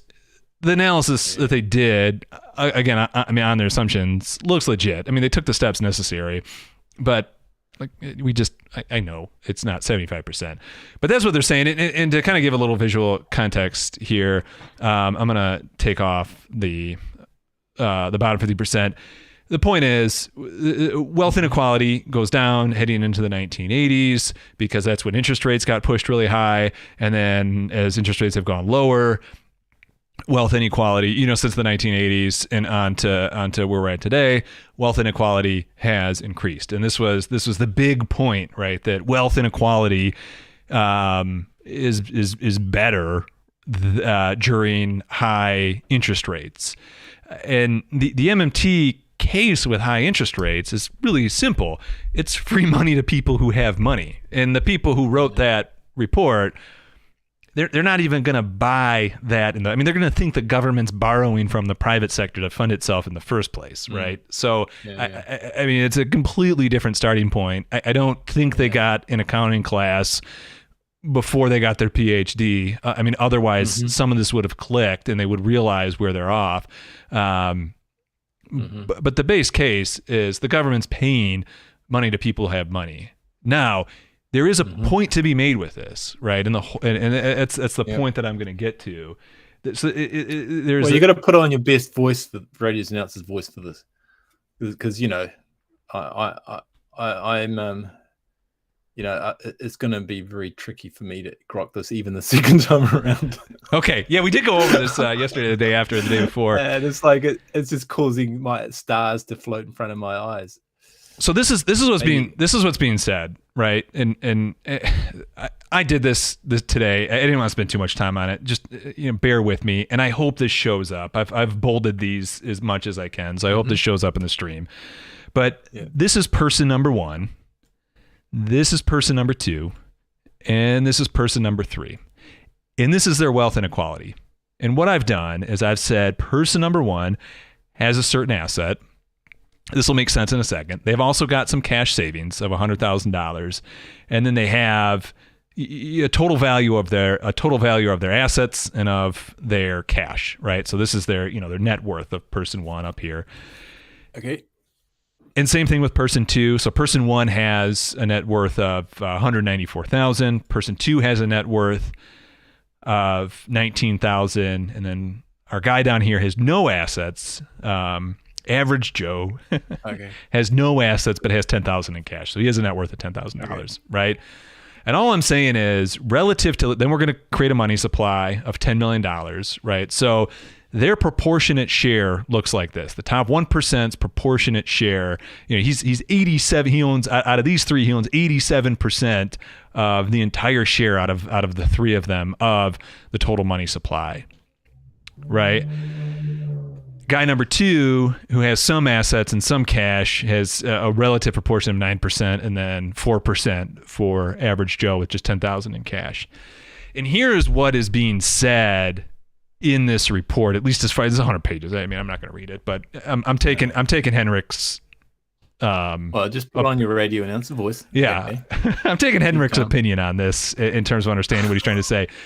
And so the point is, when interest rates go higher, because of this concept of how how investors do valuations of companies, they use this model called discounted cash flow. There's various cash flow models, but essentially they're saying if I got $10,000 that I can invest in, or I've got $100,000 that I can invest in a project over the next 10 years, right? What is the cash flow that I'm going to get out of that? What is my anticipated cash flow versus what do I actually get against the interest rate, the risk-free interest rate, right? So if the risk-free interest rate is 100%, that's going to affect how it is that I value that company's potential cash flow given the risk-free rate. Does that make sense? I hope it does. So a higher risk-free rate, I'm not going to give my money to a company unless their cash flow is looking really spectacular, right? Uh-huh. And that's why undoubtedly in a 0% interest rate in a regime, it doesn't matter, right? Every company is going to have the same discounted cash flow because it's all divided out by 0 anyway, right? Mm-hmm. But you raise that, all of a sudden... Divided by 0? What are you talking about? It's all the floors to 0. Yeah. If the interest rates go higher, companies that have no cash flow, their valuation based on the DFC model is gonna plummet relative to companies that have a lot of cash. Okay, so that's the point. Right. You have cash that's invested in some sort of asset that can be that can have a valuation done based on discounted cash flow. So current interest rates are 1%. We're now going to just kind of for the extreme, just to show it, we're going to hike interest rates to 90%. Mm-hmm. And then you're going to see the pie and the share of wealth inequality go down. Okay, so we're going to go 0.90 of the interest rate. And then all of a sudden, we have less wealth inequality. The poor and the middle class now have more share of the pie than the wealthy because the wealthy's assets got revalued lower. Yeah. But what didn't change here? The real stuff. Everything stays the same. Everything stays the same. In fact, the only thing that changed is there's now a propensity to buy bonds instead of assets that might rise in value. So in other words, instead of giving companies your money to invest, assuming we live in a utopian, companies will actually take your money and invest it, for more output. You're giving the government that doesn't have a money constraint money so they can give you more money, right? It's the definition of putting your money to bad use, to non-output use, right? So that is the change. So technically, yes, wealth inequality decreases if you increase interest rates. You're also going to get richer people having higher income because they will actually still have an income stream. Yeah. And then on top of that, you're just going to get lower output, which we just found increases inflation. So in inflation adjusted terms, your poor person is just going to have higher costs. Right? Yeah. So some decrease in inequality. Yeah. This is what these neoclassicals don't seem to understand. I don't know, man. Yeah, this is just great. Hey, you know what's really going to increase wealth equality is if you make it harder for poor people to afford things. That's what's being said in this whole debate. Poor Joe Blow. Joe Blow's not going to be able to buy any bonds with his zero income. Yes. He's spending it on groceries. Yeah. I mean, that $10,000 is poor there. Poor dude who had his $10 million house devalued to $5 million. Oh, boo-hoo. Yep.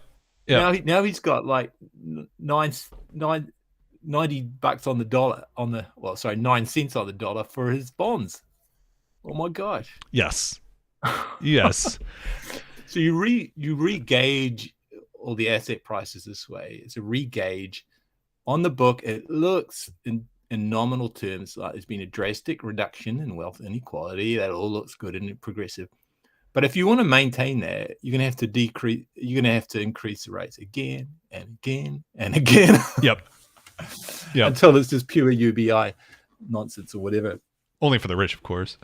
And only for the rich. So there's this permanent underclass that is dreaming that the higher interest rates just decrease the inequality again. Yahoo! Yep. Now I can afford. What is it? 100% increase in my down payment on my mortgage, which is started to get zero. So 100% of zero is zero.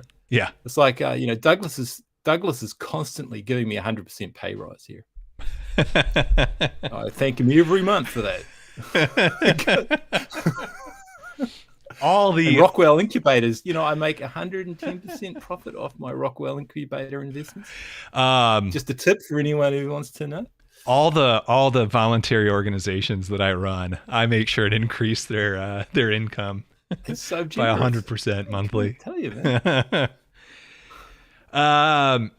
One final point here. So the counterpoint to kind of Steelman, I'm sure what the comeback would be is that they need to promote what needs to happen is the promotion of the poor to purchase assets then, right? I mean, I think that's the crux of where that article goes is you want the what really needs to happen to end wealth inequality is that the poor, relatively poor, are able to get assets, which is good life advice, right? I mean, that's just, right. The world works and benefits asset owners. So that's good life advice and all. But, my immediate counterpoint to that is I'm all for investing in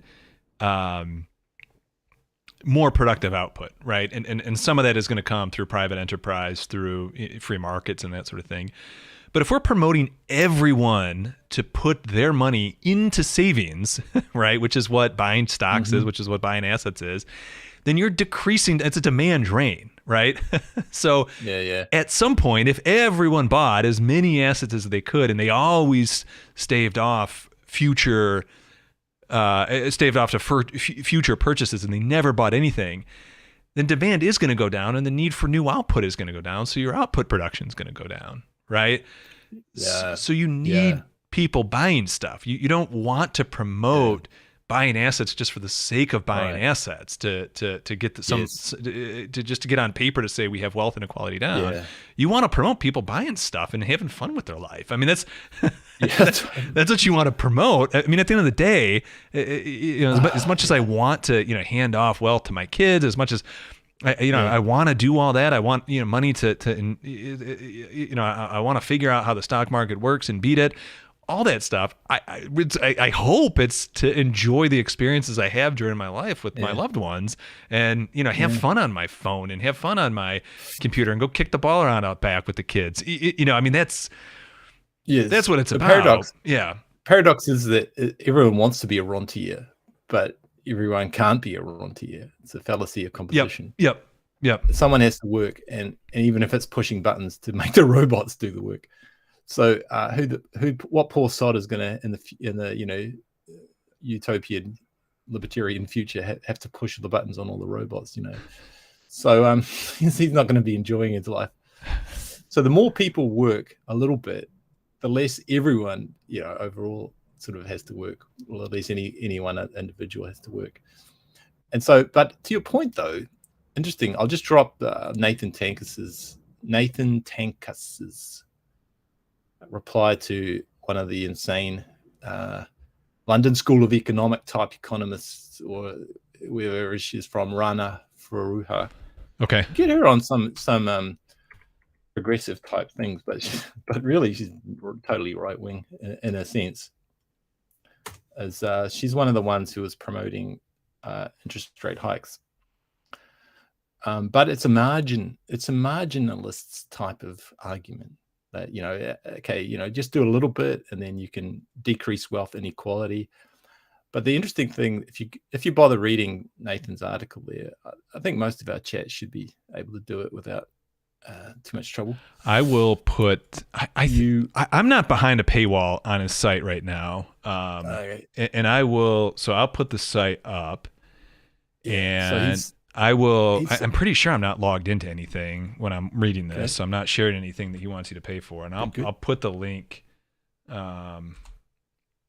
I'll put the link up too. So, yeah, there you go. It's up on screen. Yeah. Thanks. Oh, it's a good read. Good read, because it backs what Douglas just said. The one interesting caveat is okay, when he talks about the bond rate hikes, they do decrease inequality. Sounds like a good thing. As Douglas just described, it compresses the asset price relative values and all that. So it brings the rich closer to Joe Blow, as of anything. But it's just a nominal adjustment. It's just a regaging. And one of Nathan's good points is that it's the change in the interest rate that has that effect.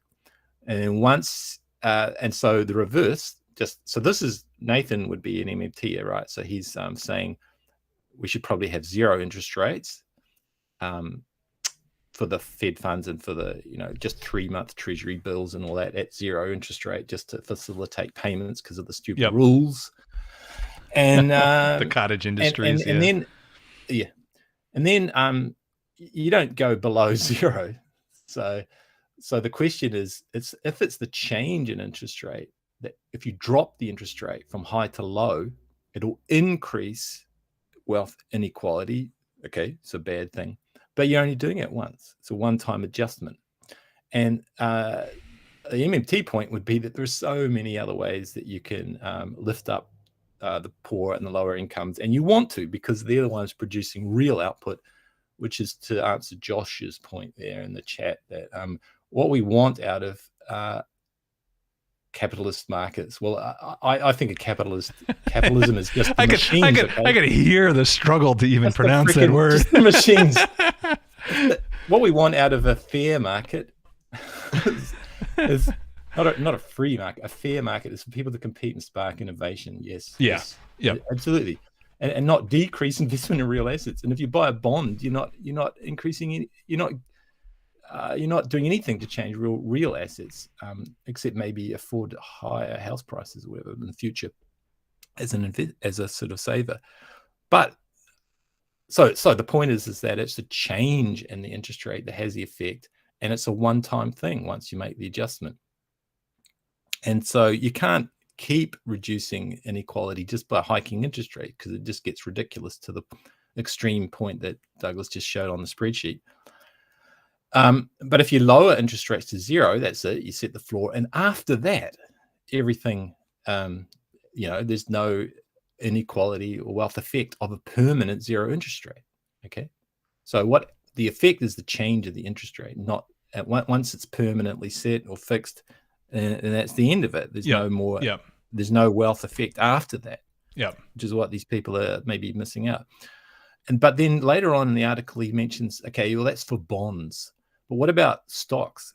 And he says, actually, well, there's not really a very strong case for any interest rate effect on the returns for stocks, because at that point, if you're interested in stocks for investing in the real economy, it's about your dividends and whether the company is actually growing, it's becoming more productive, more efficient, better use of energy, cleaner, whatever. So all those things, interest rate's not going to help either way with. It's far more a case of paying workers decent wages so they can afford to buy your output. Exactly. Yeah. So that'll be the story. So I do recommend reading Nathan's article there as a background. But what you want to do is maybe compress it into some decent sound bites, like that Douglas would just talked about there, so that you can talk to people and easily understandable language, and try and move the discussion forward on this interest rate craziness and so forth. So we've dealt with a bit of inflation, dealt with some interest rates. Henrik, it's good stuff. I'm sure he's going to change his mind. I'm looking at my Twitter right now, just waiting to get the DM and hey Doug, that was so good. I can't believe it. There it is. I got the DM. It just showed up. We'll see if he watches or not. But anyway, So it's good to engage on that in those debates sometimes, just to actually sort it out in your own mind. It is helpful. If Henrik hadn't been around, you wouldn't have done all that. You might not have been motivated to do all that stuff, because I already knew the answer. Because you would have just assumed. So there's no need to prove what you're.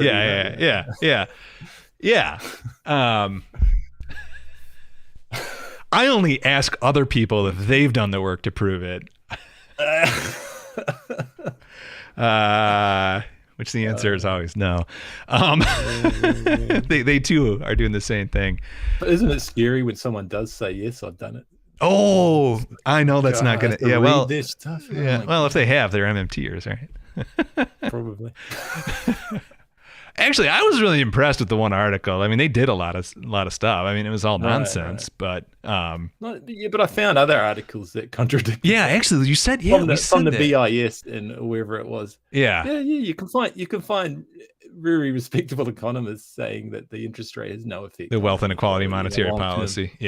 And what Faruha and the London School of Economics types are grasping onto is very simplistic one-time adjustment type stories, and they're trying to extrapolate, and it's astounding the level of incompetence in economics sometimes, which is where I love Steve Keen's on that. You say you don't want to really become an economist. So when the person attacks you on Twitter, you're not a real economist, my response is, oh, thank you for the compliment. And what other goodies have you got to give me? You're not a real astrologer. You don't really know the epicycles. Yeah. Studied our epicycles. Have you seen my tarot card deck, dude? Yeah. Get out of here. Yeah. This is the thing that's tricky, right? Is if you saw someone that had a PhDs in physics, right, that was published, that was talking about just textbook physics, right? I'm not even talking about pie in the sky dreams or whatever, right? Elon Musk physics theorizing and stuff. I'm talking just they're talking textbook physics, and they start saying just outlandish things that just can't be true, right? and you think to yourself, God, I got to tweet and let this person know that they're an idiot. But they won the Nobel Prize in physics. Right. If you're a half sane person, you need to think to yourself, I'm going insane, right? I mean, I'm telling people who have PhDs who have received recognition from their peers. Yeah. Credentialed elites. And yet I always check myself because I'm like, there are economists that have, received the fellow pats on the back from everyone else that are saying these things that are just patently wrong. They can't be right. And I'm like, am I the one that has this all wrong and just don't understand it? But I mean, thankfully the data don't lie. And we can run the test. We can get into the lab and look at, we can do the double split experiment and do the stuff. Otherwise, it would all just be conjecture at that point if we didn't have the PC power we do all on our desktop to do this sort of stuff. But it is a little concerning. Concerning. It's not. The macroeconomics is not like string theory. Believe me. It's really simple stuff. Oh my God! Wait, no, your string theory is really simple. What you're saying, the macro. Sorry, the tricky part of macroeconomics is all the psychology. Yeah. And all that. I'll agree that's actually very tough to do. But when you're talking about psychology, say austerity and so on, it's still not like string theory because in that case, no one's really the expert. Whatever you think is part of the whole groupthink psychology, and there's no Lagrangians or Calabi-Yau manifolds in economics to worry about it at that point. So that's why I appreciate Stephanie's blog. I don't know if you want to pull that up as well. Yeah, if you want me to. These are the times that try men's souls. I think these at least. Do you want me to switch? Do you want me to switch to your screen so you can scroll through it, or? No. I just want to highlight it as another link for the chat maybe today. Yep, and I'll put the link because it's a good, simple read, and it's a bit bracing a little bit, I guess. Words matter, It's good because Stephanie is a kind writer and doesn't get too personal and bitchy about things, writing for a general audience. So it would probably upset some activists that Stephanie and some others are not aggressive enough, like Bill Mitchell or someone. Bill Mitchell's tears can be really kind of pretty acerbic and very critical of mainstream economics, whereas Stephanie is kind of saying, well, it could just be innocent fraud. It's like, yes. So that is a good one sharing. Bill Mitchell is good for your background knowledge and generating a little bit of fire in the belly. I don't know what the highlights are here. It's all good. It's a pretty short read, and just repeating again that the whole psychology, misunderstanding of what the government debt is, and that the deficit is a surplus for the rest of the economy. She's showing the sectoral balance again. Oh, that's good. She actually tidied up that chart to get the date axis correctly. Someone's using their Excel skills upgraded. And I'll scroll down here. I haven't actually. Oh yeah, that's very pretty. Yeah, it's the one you get off the internet. Yeah, the old one. Guys, Excel, it is on our to-do list. I can.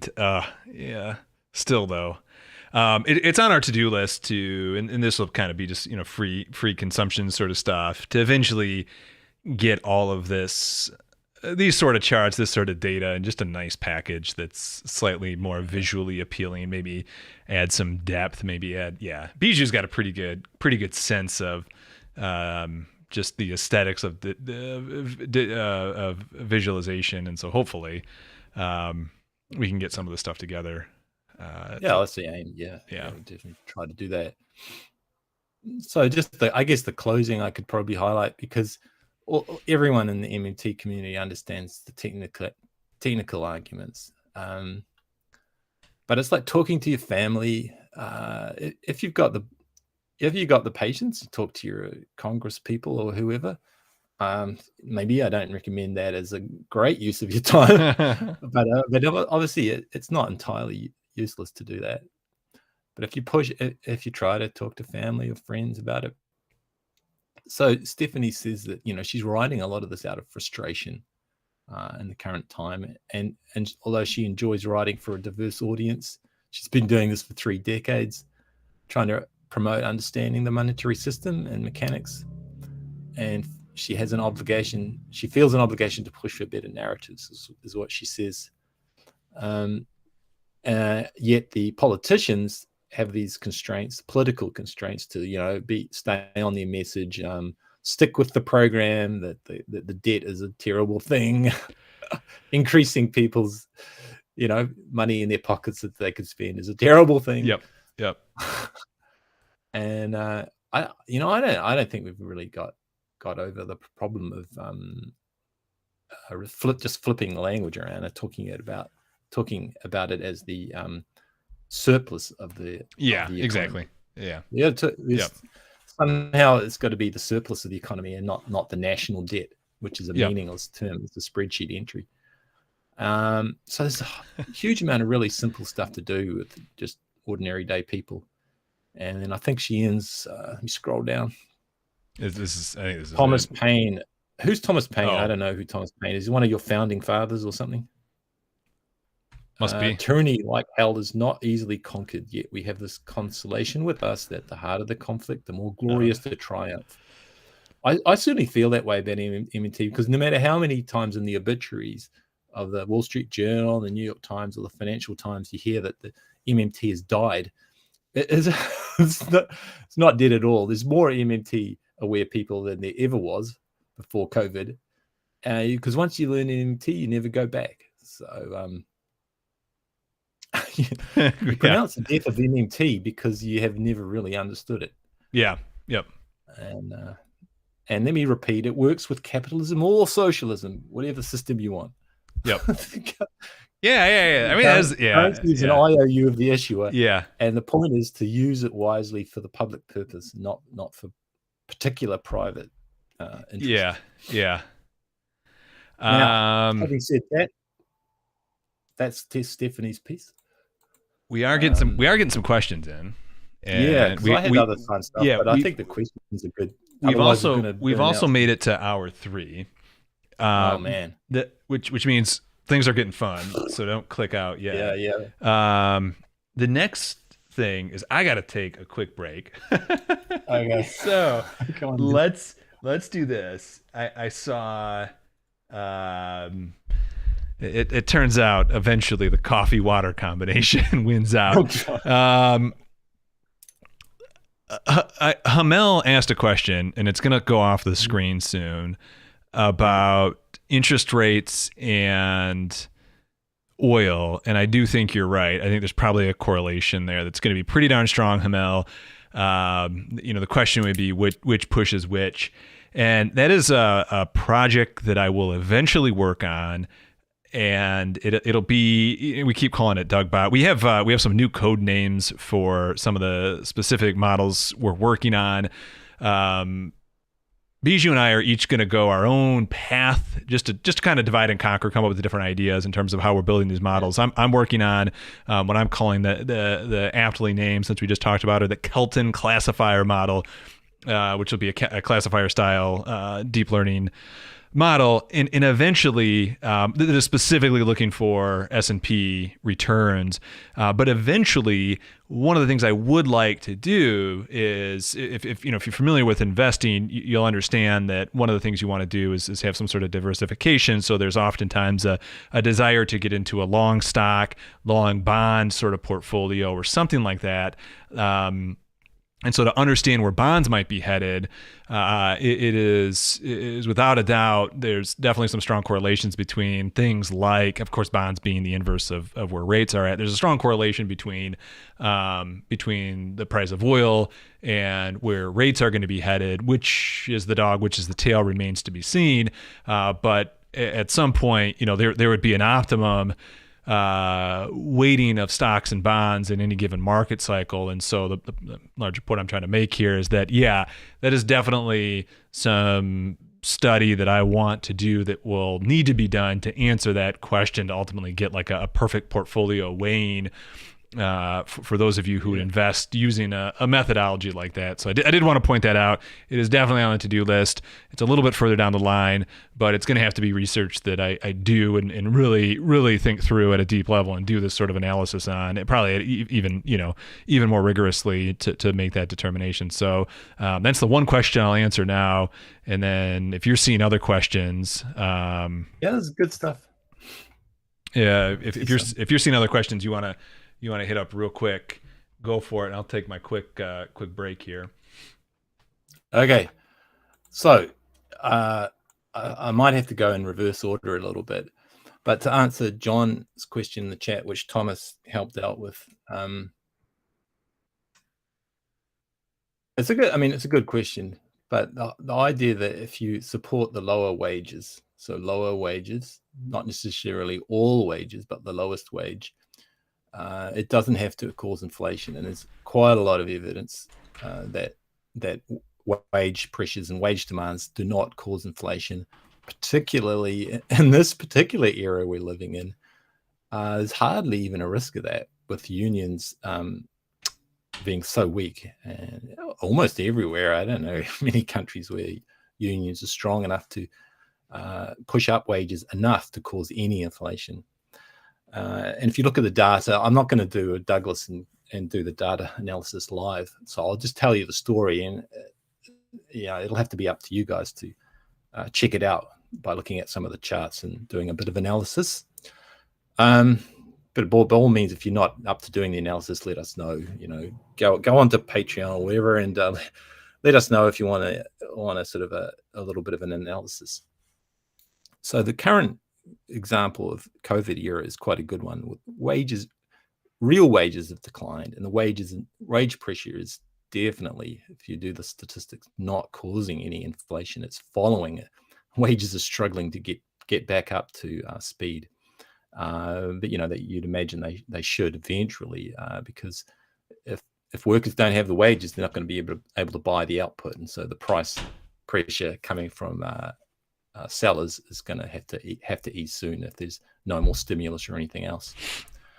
And the other thing is, I just put in the chat there, I just grabbed the first link I could find there. I'm not sure if it's actually the one.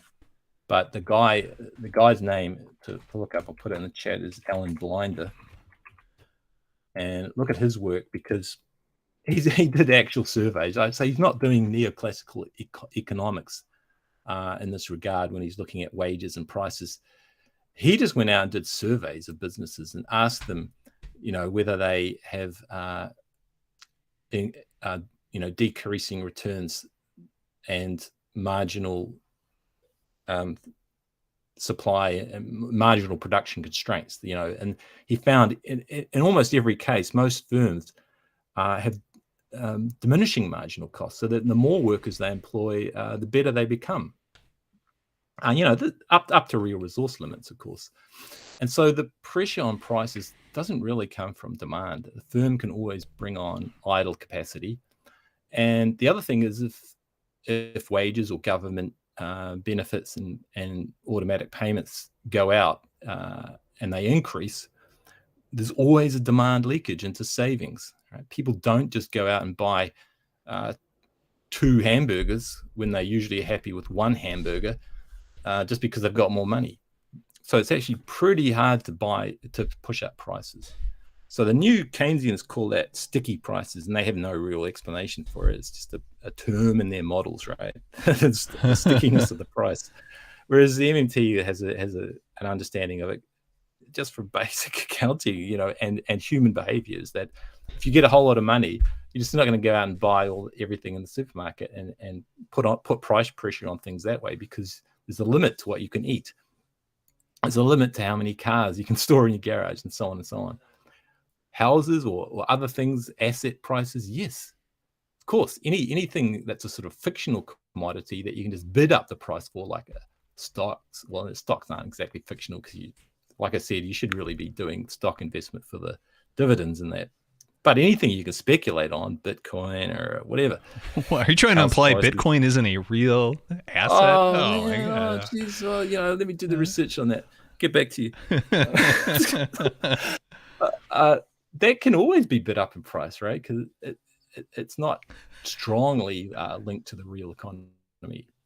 Right. So meat burger, yeah. I was thinking possible meat burger. So you can create fake burgers and sell them at any price you like, NFT type thing, right? Just draw a picture of a hamburger and sell it for any price you like. But a real hamburger, you're not going to be able to eat more than I don't know. I want to say 6. I think I could only manage 2. 2 is my limit, right? So I'm not going to be pushing up price of many groceries, I tell you. I'm not going to be pushing up much prices of anything if someone gives me $1 million. I'm gonna be pushing up other things, like I'm gonna be giving people at Douglas some staff to employ to get things hurried along, and that. So then you're saying, well, if you give people a whole lot of money, it can cause an inflation if you bid up any price. So this is the thing that MMT says, is that the government can always outbid private sector, always, because it's a currency issuer if it wants to. Our problem is that they don't. I think, because what you really want is some quite moderate, decent inflation to keep inflating away capital gains and that sort of thing without having to tax them, right? Inflation is an automatic tax in a sense. But what you don't want is the base or lowest real wage to decline. So the way you generate inflation is very important. I can't underscore that enough. It's very important how you generate inflation. You have to understand, firstly, you want inflation, but then secondly, how you're going to do it. And you want to do it in the most progressive, fair way possible, which is balancing the unfair, unbalanced, asymmetric labor market that workers need to get a job, any damn shitty job, to survive, just to eat. Whereas the employer, they don't really care about that. They've always as long as they can make sales, they're not going to go out of business. They can sack an employee, no loss for them. It's just an adjustment in their microeconomic supply and demand. So there is supply and demand at that sort of microeconomics level. But the worker who doesn't own a business or any assets that they can charge rent on, they have to pick up any old job to survive. Otherwise, they're on the unemployment benefit. And so it's an unfair game, and government has to step in that case to support the bottom workers' wages. Now that's not going to cause much inflation at all if the government adjusts the lowest wages or uses a job guarantee. So I think that's what Thomas is saying.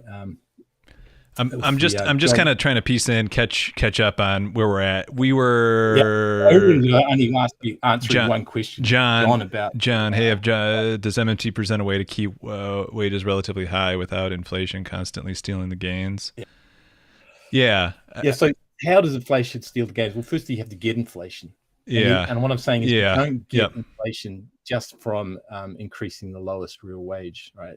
Because you look at Alan Blinder's work, there's a whole lot of slack in the economy and a huge amount of space for the government to make investments without bidding up prices from the private sector. And of course, the main way you can do that, it takes a while, but it's a good way to do it, is to employ people who are unemployed. Because if they've been long-term unemployed, they're probably not going to be very productive.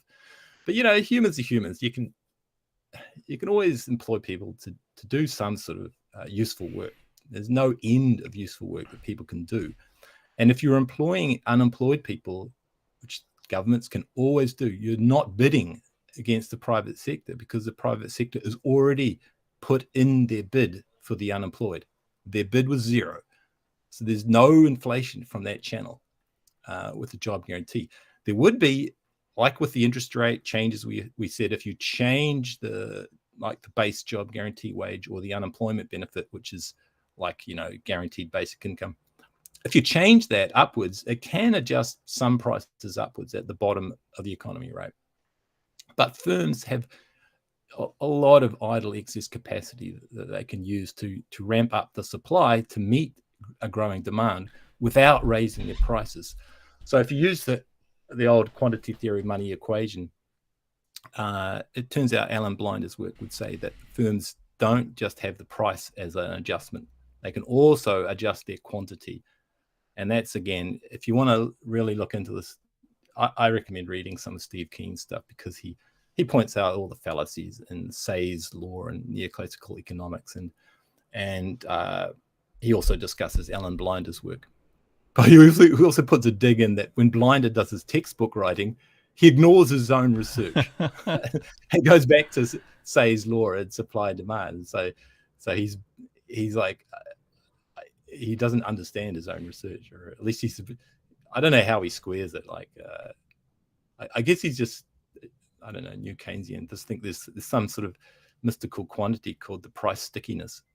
And so sorry about that, Rand. I want to jump in. I want to jump in real quick and say it a little bit more kind of finance layman term, the way that I understand it. And John, hopefully this is kind of what you're getting at here. Like at the end of the day, you make a salary, whatever that is. You make some sort of salary, some sort of wage a year, and the real question is, what can you buy out of that wage? Like, take eggs, for example, right? Your entire egg purchase out of your entire year's wage might be 1/100th% of your entire wage, right? And the real question is, what's going to cause, with inflation, this is kind of bad inflation, right? If bad inflation is going to take your eggs from being 1/100th to 1% of your wage, right? And that's obviously what we want to avoid, MMT or not. I mean, it's the policy that we're trying to avoid. One of the things that both Bijou and I would say, though, I think a lot of people conflate with inflation, is they will say, well, dollar purchasing power or something like that. They'll use that as a gauge for inflation, right? What a dollar used to be worth 100 years ago to what it is today, and we would, I mean, I think there's quite the case to be made that you, in fact, do want a depreciating, you want that kind of inflation, a depreciating currency, where you see prices going up relative to what you have, because you don't want people holding on to their money. You want the demand constantly there. It's the demand that's going to continue to help push the real output. And when that sort of inflationary cycle happens, that's when you get more real output, right? That's when firms are willing to invest in expansion. That's when the government is also pushing infrastructure to produce more real output. So when it's all said and done, everything becomes less relative to your entire yearly wage as a percent of your entire yearly wage. That's the aim. And obviously we would argue that only MMT has the right structure for that to really take place. So it doesn't matter if next year, if my income went from 100,000 this year to 1 million next year, as long as an inflation happened because of that, as long as eggs prices still take up 1/100th of my entire income, but maybe even less than that, right? Maybe 1/1000th of my entire income. Now all of a sudden my income has the ability to do so much more for me in terms of what it is that I'd want out of life. So when we say we want inflation, we're talking full employment, maximizing nominal output. Inflation. We're talking nominal. Exactly. Nominal versus nominal real. Yeah, and hopefully that helps. Maybe that's where you're already at, and I was Well, I'd also, mansplaining to you, but I mean that's how I view it in my yeah. head, and hopefully it's kind of a helpful example. Well, I'll read back with kind of what it is you were saying in the chat now. also, right, but you also got to be aware that certain types of inflation and the OPEC oil caused inflation and COVID era inflation are not the type of nominal inflation that we would want to generate in normal times with say job guarantee and other automatic stabilizers, because they were supply cost push constraints. And so yes, you can see then in that type of cost push inflation, you can see a decline in the real wage, and we have, and it's been terrible, and there's no reason for it, because the real wage can always be maintained with real investments. So stop the bonds, stop the bond issue, stop all the rentier activity, and invest in the real economy, and then you'll find that it's very difficult to keep the real wage down. Why? Because capitalism, although I would say any economy, any decent economy, wants to grow and become more productive. And if you want to get really sort of, metaphysical about it, people don't like working. People want to work as little as possible and have as much leisure as possible. So the constant driver in human civilization is to increase productivity. And it's all the artificial constraints that are causing the work day to expand. Whereas Keynes was right that our current work day could be 3 days a week or something ridiculously low like that, and we'd have all the output we need. But what we have is a whole rentier parasitic economy sucking all the capital gains up, hoovering up all the money, leaving the workers desperate for jobs. They're having to work long hours in bullshit jobs that are totally needless. But despite all of that, despite all of the neoliberal inefficiencies, we still, the real wage has declined, but not a hell of a lot. You still can afford, in real terms, way more than you could in the past. And why? Because, fundamentally, this is the quick soundbite. Laptops were not for sale in the 1930s. It's like, and I agree that the neoliberal pressure is just horrendous and suffocating. But even despite all the craziness in neoliberal political economy, still you can see definitely that if we didn't have those constraints, the real wage would be a lot healthier. And it's nothing to do with the government invested in deficit spending and the job guarantee and all that. So I think MMT has a pretty solid case to make that the job guarantee and boosting lower wages gets absorbed in the economy way, way before it pushes up prices. Okay, because of all the leakages, people want to save. They can't buy a dozen hamburgers. And Ellen Blinder, just read Ellen Blinder. You'll see it's all there in the data, right? Wage pressures definitely, they're not going to cause much inflation at all. So increasing the wage is not going to inflate away the gains of the wage. But you've got to do it in the right way, at the base of the economy, not at the top, not just giving the rentiers and relying on trickle down. We live in much more of a trickle up economy. I'm sure there were some more questions back there. if you got questions that we didn't answer and you definitely want them, you want us to get there were a few earlier to get to those, make sure you repost them. Hey, Seuss asked about whether eliminating income tax and going to 30% sales tax was a better idea. And then there's also Ralph mentioned something about the 50% tax rates in the 1950s and all that. I think that was a separate issue to the interest rate effect. So the tax rates drive demand for the currency, so it allows the government to spend more. And the point is that the government has to realize it's then allowed to spend more without bidding up prices. If it enforces taxes, it creates a vacuum, and so the government can then spend a whole lot more before there's any inflation. So that would be the good thing about the very high tax rates in the past in the USA, is that it just allowed all of that investment in the infrastructure of the American economy that really made America. unfortunately, there's a hell of a lot in the military as well. So, I mean, it wasn't all for the good, but it was a lot of it was building America. But before I forget to, hey, John, you said you had missed the start of all of this. Just so you know, when I was going through the data analysis we had done, we did come to the conclusion. I came to the conclusion. You don't have to follow my conclusion. I don't know.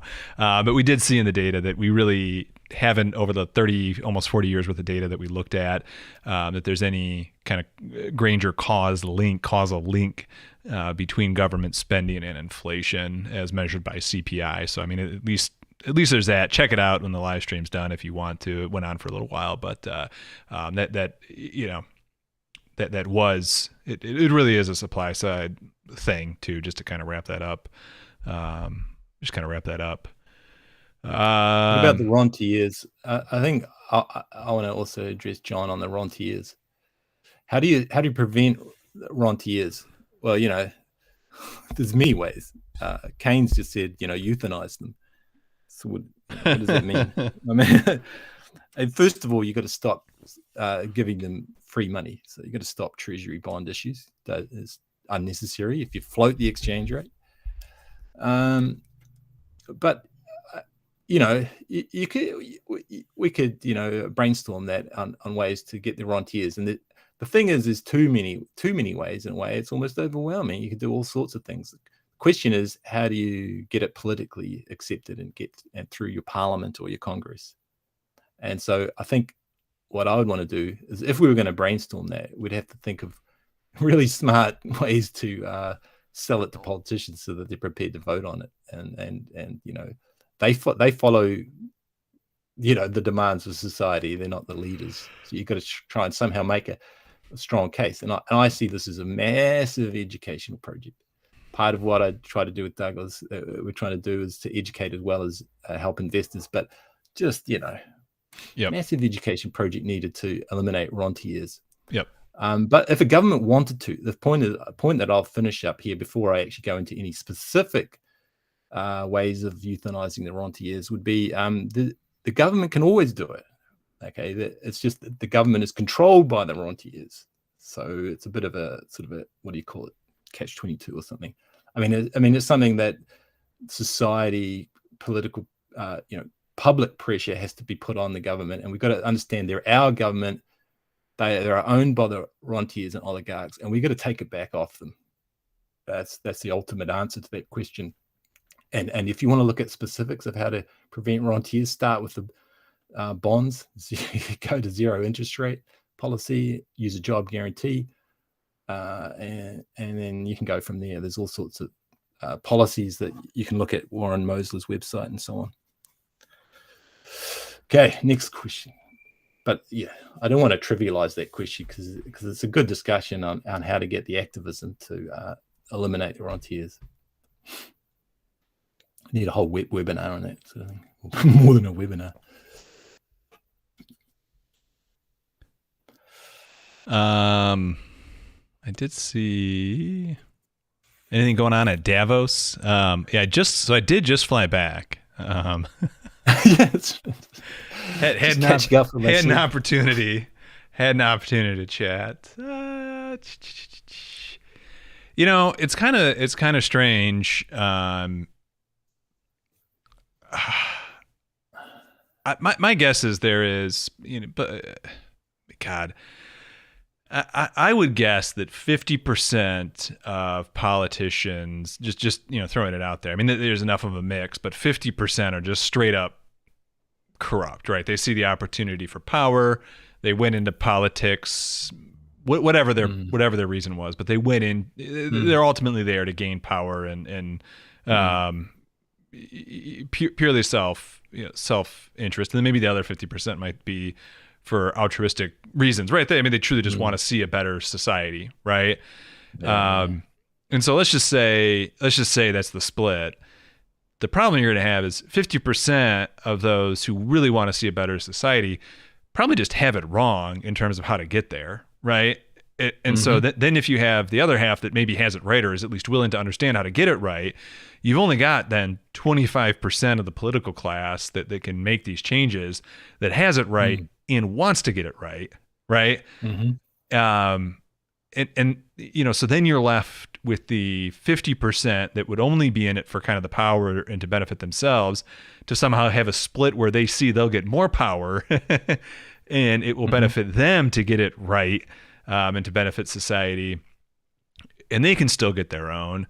And I mean, I think we're in this unfortunate situation where things, it's the water's not boiling, it's lukewarm, right? I mean, it's just comfortable enough where there isn't a sudden need for major overhaul of the Right. of the economic pillars that we have, because it works good enough, right? I mean, it works. Well, how should I put this? It works for enough people, and the people that can scream the loudest, that the economic pillars aren't gonna shift.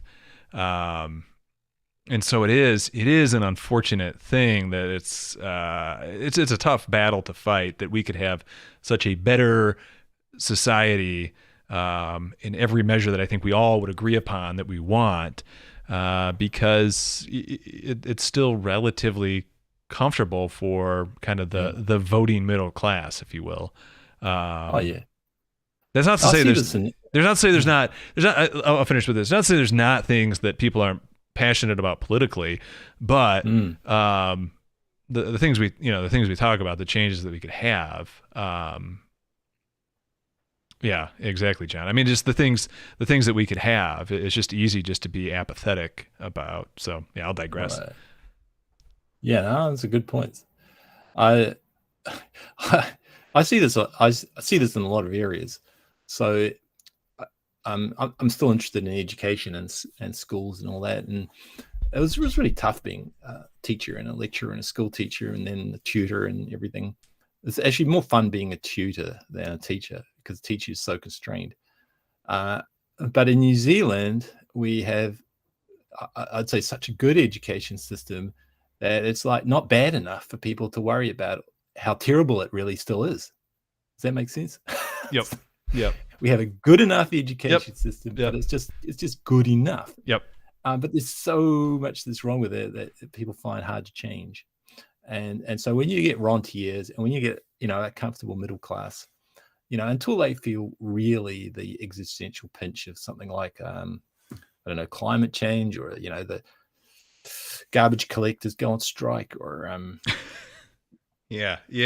No, I mean, that's it. Trumpistas roll into town with their guns. Yep. Then until you feel that pinch, you find it very difficult to get any political movement. But in the meantime, it's not like there's nothing we can do. There's tons we can do. Yeah. And the education, it should never be underestimated. I just want to keep pushing this, because even though it's like voting, right? It's like, oh, my vote doesn't count. And I've seen even, economists, although I should say Chicago school economists, so it's no wonder they're kind of stupid. But they say, I don't vote because I know my vote doesn't count. It's like, what is this? There's extreme sort of individualism. It's fallacy of composition. So if no one voted because their vote doesn't count, there'd be no votes, and so it'd be illegitimate democracy. So every vote counts. Every little bit of education counts. Talk to one person a year about MMT. Counts. Yeah. There's enough of us talking to more than one person a year. It all adds up. It's all cumulative. Yep. Who was it had a good in the chat? I think it was Josh. Let me see. I just want to repeat a remark he made. The way that Moses said it. Oh man, I've lost it. Josh, help me out. I'll tell you one thing too. What's difficult in the broader discussion as well is on the one side of things, you have people bemoaning the progress we've made. Like one of the charts that was shown or shared is this one right here, the CPI's purchasing power, dollar purchasing power thing. Oh my God, the dollar. $1 would have cost a nickel to buy a candy bar, 100 years ago or whatever. Now it costs $2. And it's like, I don't want to applaud monetarists for anything over the last 60 or 70 years, but holy shit, do we have it a lot better today than we did. And I'm not, I mean, obviously progress is going to, obviously 100 years from now, people have it better than we did, right? I mean, progress is going to be progress, and I mean, we're going to have innovation, but even in economic terms, I can maybe pull this up. I had the reverse graph of that somewhere, wherever it was. I had it on my screen. Unfortunately, the data only goes back to the 1970s, and I didn't actually draw that. But going back to the 1968, you can see the real wage inevitably increases. So in real terms, we're doing I've got that pulled. Yeah. Here we go. Here we go. 1930s. Yeah, here's the real wage pulled up. Yep. You guys can all see this. Good. Okay. It drops badly in certain times, and that's because of stupid government policy, not protecting workers. Yep. The government's not realizing they can protect workers without inflating away the gains. But I did find Josh's comment is a good one. It's like I think I said it was like I forget what I said, but Josh said it with the inflation stuff. It's like with the interest rate driving backseat. When you find out which side of the road you're supposed to drive on, you don't drive on the wrong side just for old time's sake. So that's the whole point about it. When you learn in MMT, you don't go backwards. Yeah, it's like unless we go to pure barter system, and it actually does change the monetary system. Well, then of course MMT no longer applies. So I do have it pulled up just for craps and giggles here. I have the 10-year yield overlaid with the real wage that you had pulled up, and now I'm gonna, just so everyone knows, these are inversely correlated. This is gonna our buddy's gonna have some explaining to do. That as it turns out, interest rates actually higher interest rates actually make the real wage worse than the other way around. So yes.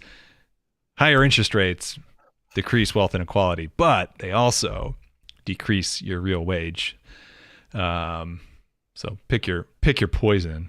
Yeah, I think Ralph's point about short-term thinking, is a good argument to go long-term on education. So the other thing I want to pull up too, that just so people know, this is up on the Fred, the NBER recession indicator that they used. They have their indicator all the way back to in the Fred data, when it shows up with the gray bars, you can get that recession data, which I mean they're essentially measuring a massive spike in unemployment as recessions. You can get this going all the way back to 1854, which I wasn't quite alive at that point. But I mean, I'll tell you what. Again, I don't want to give the monetarists any credit here, but the last 50, 60, 70 years of the recession cycle has been a hell of a lot better when we finally realized what a fiat currency can do. Even though we have much of it backwards, I'd still rather be taking the step forward that we did. But again, there's such a lulling effect of progress that we have, that we could have so much better, that we never have to have a recession again. And I mean, obviously things will always happen. There will always be, chaotic events, asteroid will hit, that sort of thing. But, in terms of financial crisis, laying people off in mass for years, we don't have to have that again. 1854, remember, like it was yesterday. Yeah. Pretty sure that's about the year they went to in Back to the Future 3, right? It was about that time, maybe a little bit sooner. So, I just wanted to bring that point home. Astounding. Yeah. Is that Claudia Sam's thing with the recessions there? What's that? I'm just wondering about the algorithm to determine when it's a recession. They don't. So use the SAM rule or something like that. The NBER. That's a different rule. I don't know exactly what this is using, and maybe they did come up with an algorithm to determine prior to whatever year. Eventually, they came up with their assessment. Then they publish it every whenever it is they publish it. But even just in culture, you hear about all these bank runs back then. It's just surprising that how regular they were. Yes. Yep. All right. Now I've kind of stepped away from questions. Bijou, if you're seeing anything else that we want to catch back up on. There's something we could definitely talk about, I think. Um, yeah, I think interest rates have an interesting effect because, like I mentioned a few weeks ago, it's a repeller, not an attractor, and also it's the rate of change of things that often matters. So whether rates go up or down, will suddenly change markets and prices in that in certain ways. But long-term interest rates, they can, if the government isn't supporting debt repayment with fiscal injections, then you get a Minsky crash. So that's highly nonlinear. So you have euphoria on the way up, people extending credit. Credit is used to buy stuff, push up asset prices because it can buy non-real stuff, and you get euphoria just from credit circulation. And the more people leverage their margin debt and so forth, the more they have to get more credit, and then it gets all Ponzi position, the whole Minsky dynamic, and then it ends in a crash because eventually the debt becomes unpayable. There's no real production going on that can sustain exponentially increasing debt. So debt is a thing that exists on paper. It's legally enforceable until you go into bankruptcy. And so because it's a number on a spreadsheet, the bank can come and knock on your door, and seize your assets. In the end, it can increase exponentially, right? There's no limit on something that's just on an entry on a spreadsheet. But the real economy cannot sustain the real goods, the sale of real goods to support. Well, I will say, right? I will say, if they're using Excel, I'm starting to notice every time I get into Excel, right? It has issues with big numbers, and they only have. I think it can only support. We should restrict them to Excel. Yeah, that would solve the problem. Maybe that's what the GOP figured. The central bank can't go above this debt ceiling. So Excel will crash. Yes, they finally hit row 1,224,000, whatever it is. What was I going to say? Yeah. We shouldn't let them know that Panda's data frame in Linux can handle 2 billion by 2 billion rows and columns. Yeah. WWE fan Josh, did you guys see the news story about Argentina and Brazil exploring a common currency? Any thoughts? So I actually posted this on Twitter with my very astute response, which is, and this is funny too, because Bijou and I had a conversation about this, and like we both end up in the exact same spot. Where it's this really convoluted system of this payments layer, and they need to stop de-dollarize, or they need to get into de-dollarization and all these different steps, and we just kind of scratch our heads because it's like, are we missing something here? What are we missing? They have their own currency. They can just spend it, and they don't have to borrow anyone else's currency. So just maximize output and set the interest rate to zero and watch it happen. So I listened to an hour-long podcast on this. If you're watching, I forget your name. You sent it to me on Twitter. I did listen to it. I'll get back. Maybe it can be a topic for next week. But it's really as simple as just on a national level, stop borrowing in other people's currency. Just issue your own currency and hit full employment and start consuming your own goods. I mean, there's a lot of vitriol towards the U.S. And a lot of the stuff that I've been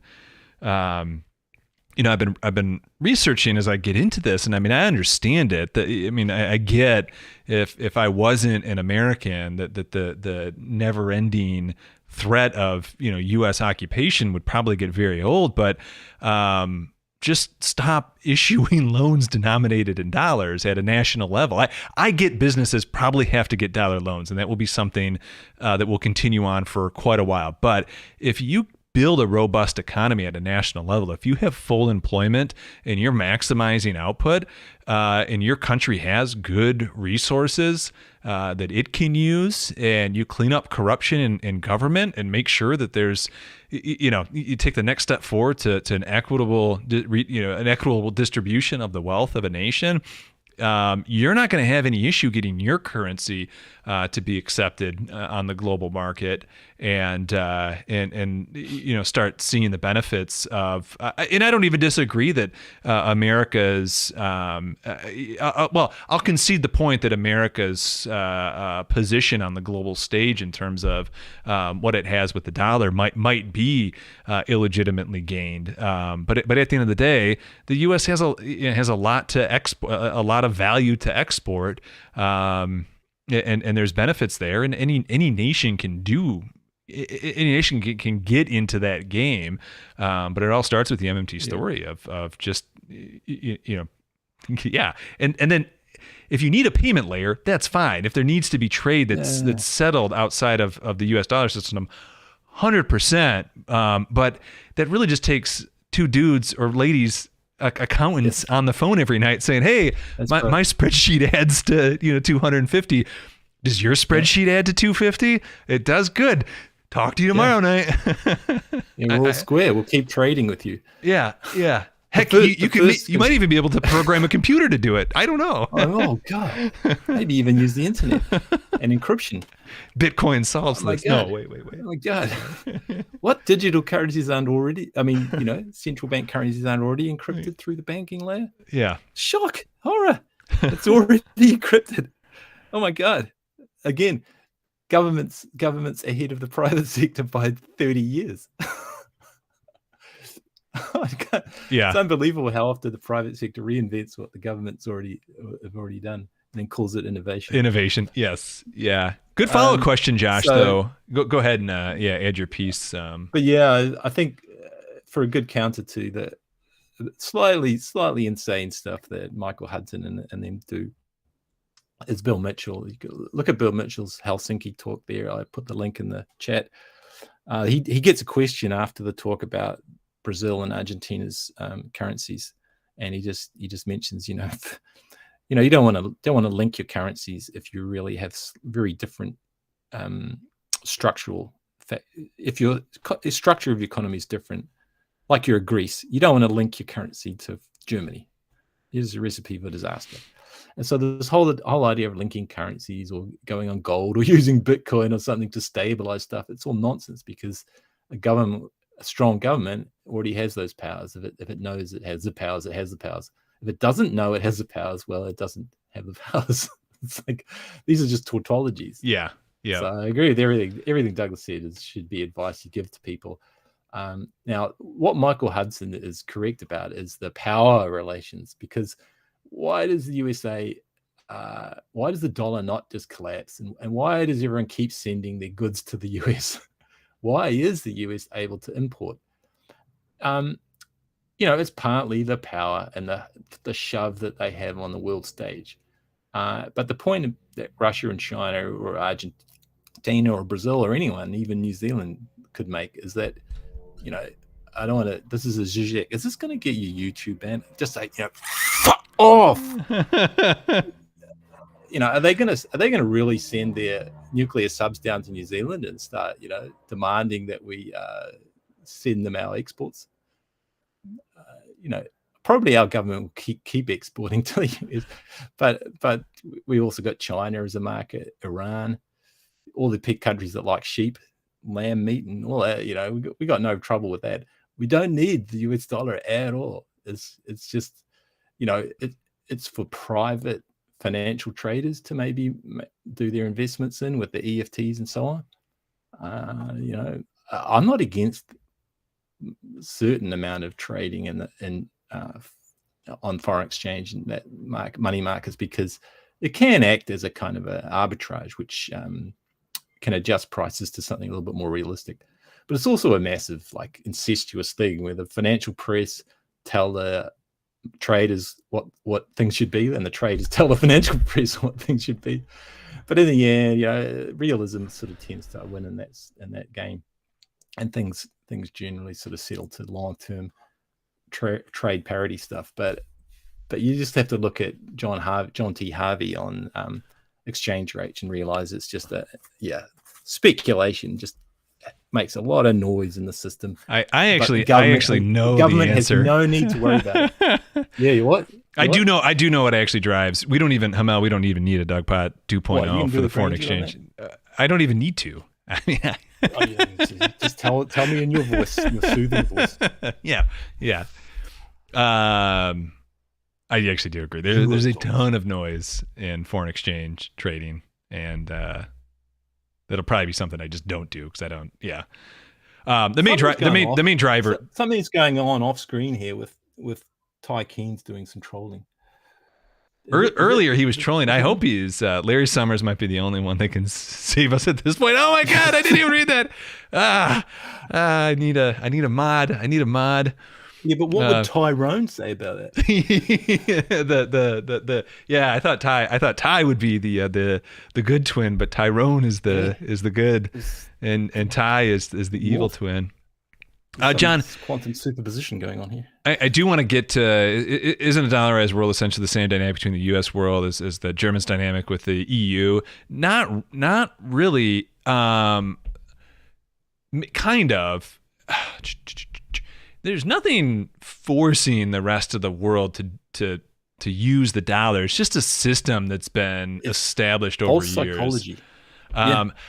But it's also one of these things where once you take the medicine, you're kind of I don't want to say it's like an addiction, but it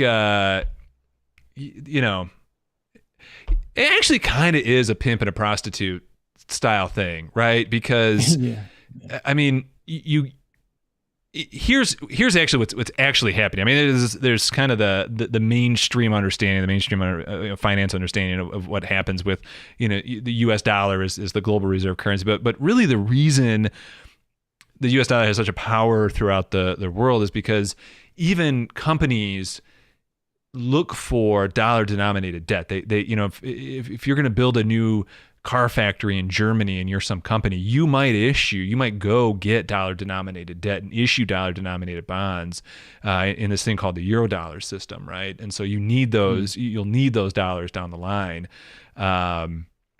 And obviously there's a big benefit in dealing with dollars because Americans are going to purchase your crap, right? And for a lot of countries that I think have, the best thing to do to get off the dollar is just start promoting local consumption of your own output, and do that in your own currency. That'll get you off. Stop exporting what it is you made. Just consume it yourself. I mean, that'll be the day. That'll be the day shit hits the fan for the U.S. when China realizes it's got a billion people to just start consuming its own stuff. But it is this Eurodollar system that is really these debts are they're there for many years, right? And so you don't want to get off this system to another system. Because the system's just so well established, and the pimp analogy too is that one of the things at a national level, then you do have the U.S.'s support, right? I mean, you will have their military support, and you will have you'll have them come in and fight your battles for you. So it's very easy. Because then, from the U.S. policy standpoint, this country is exporting everything to us. We need to make sure that that stays. That relationship stays intact. And again, the easiest way to unravel all these relationships and get out of the influence of the U.S. is just start to consume your own stuff. I mean, there are people there who will consume the stuff that's being manufactured. You don't have to send it to the U.S. Well, unless they point a gun at you. Yeah, which I guess that is exactly how it ends up happening, doesn't it? Damn. Well, that's what a lot of people are saying, but it's not exactly that simple. Like a lot of it is totally voluntary enslavement to the US. Totally voluntary. I mean, there are certain things called like the Hague and war crimes, and that even the oligarchs are a bit scared of like overstepping. So they're not going to be recommending to your president to go and invade New Zealand because we suddenly are no longer wanting to buy US Treasury bills or something like that. Yeah. The other thing is you got to realize is that all those lefties who say, okay, I'm a kind of leftist myself, but but they're all fake. The others are all fake. I'm the only true one. The only true left.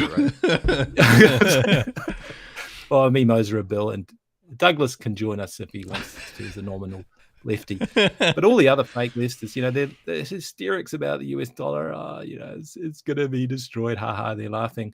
But, as long as there's all this, generated demand for the US dollar, no one wants to see it collapse. And, there's a lot of powerful people who own a lot of US dollar denominated assets.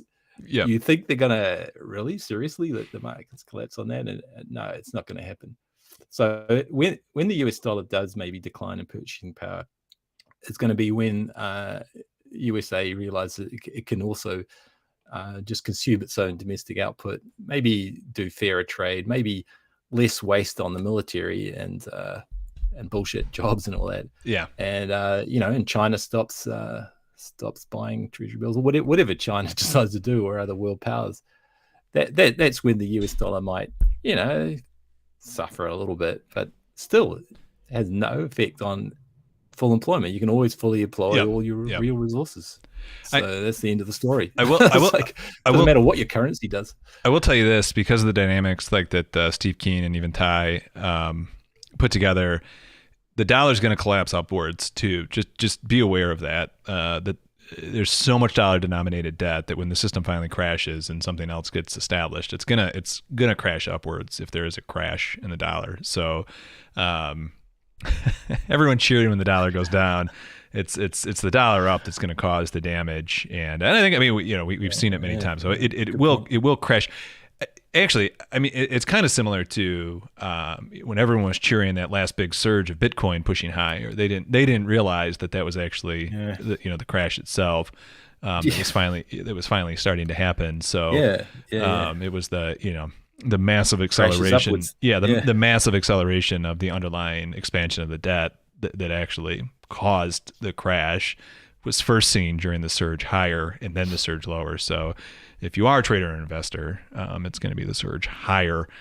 And it's usually that when the dollar's pushing lower, that's when you start to see the true economic growth come out of it, or at least the financial growth come out of it. So, good man. What else we got, dude? We are in hour 4. So if hour 3, if hour 3, the wheels start to come off. I don't know what hour 4. I'll hold off on my fun and games. Oh, I don't know. I don't know what hour 4 is going to be. So. I did have some snarky remarks about AI, artificial intelligence, but I forgot what I was going to say.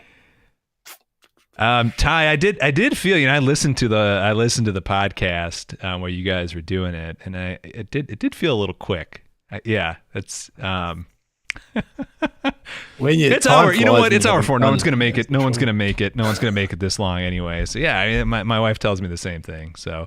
We have not an idea. Well, I tell you, I get nervous about having a limit on the ideas and amount of stuff I can chat with about, but it never gets realized.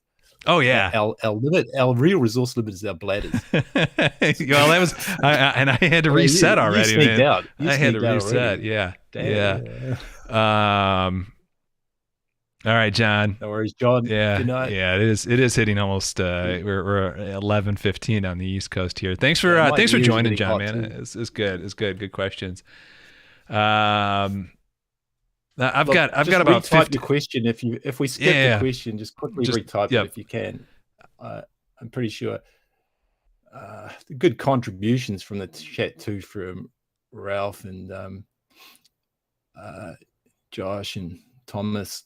Everyone, I really appreciate the comments and a little bit of pushback as well and questions. It's really great stuff. It keeps us going, right? But if you want to troll us, if you want to just join another account, Mr. Tyrone King, Mr. Conservative, Tory, you can try having games with that too, because you're bound to fool me. I have a really low level of awareness of irony and satire and sarcasm. So you can always do that. Otherwise, maybe look forward to next week. Some life extension nutrients. It's good with Steve. He's going out with a bang. You know, he's trying to do his private education stuff and wants a sort of a bit of a legacy. People using Minsky and all that. So he's doing good work. At the rate at which he talks, though, he does get in about. I have attempted to listen to his lectures at 1.5x. Yeah, it's just 1.25. Steve Keen is a 1.25 speed guy. Is it? Yeah. You have to have a sandwich and coffee.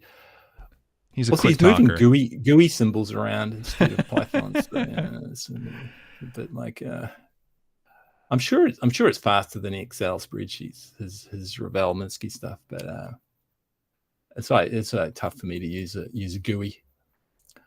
Just saying. you gotta realize Bijou and I spent hours working together, like him giving me code ideas, and he's like, no, just do it in the terminal. Yeah, do it in the terminal. 15 minutes later, I finally get out hello world, and I'm thinking that I could have just clicked that, but he could have clicked that. Oh, you push play on my Python scripts. You expect it to play like a freaking e-game. What's that about? That was funny the one time. I hit play. VS Code kitty. Yeah. It's a good question, Josh. I've heard some of the MMT founders mention the most important policy they would implement today is jobs guarantee. Yeah, I think that's the most important.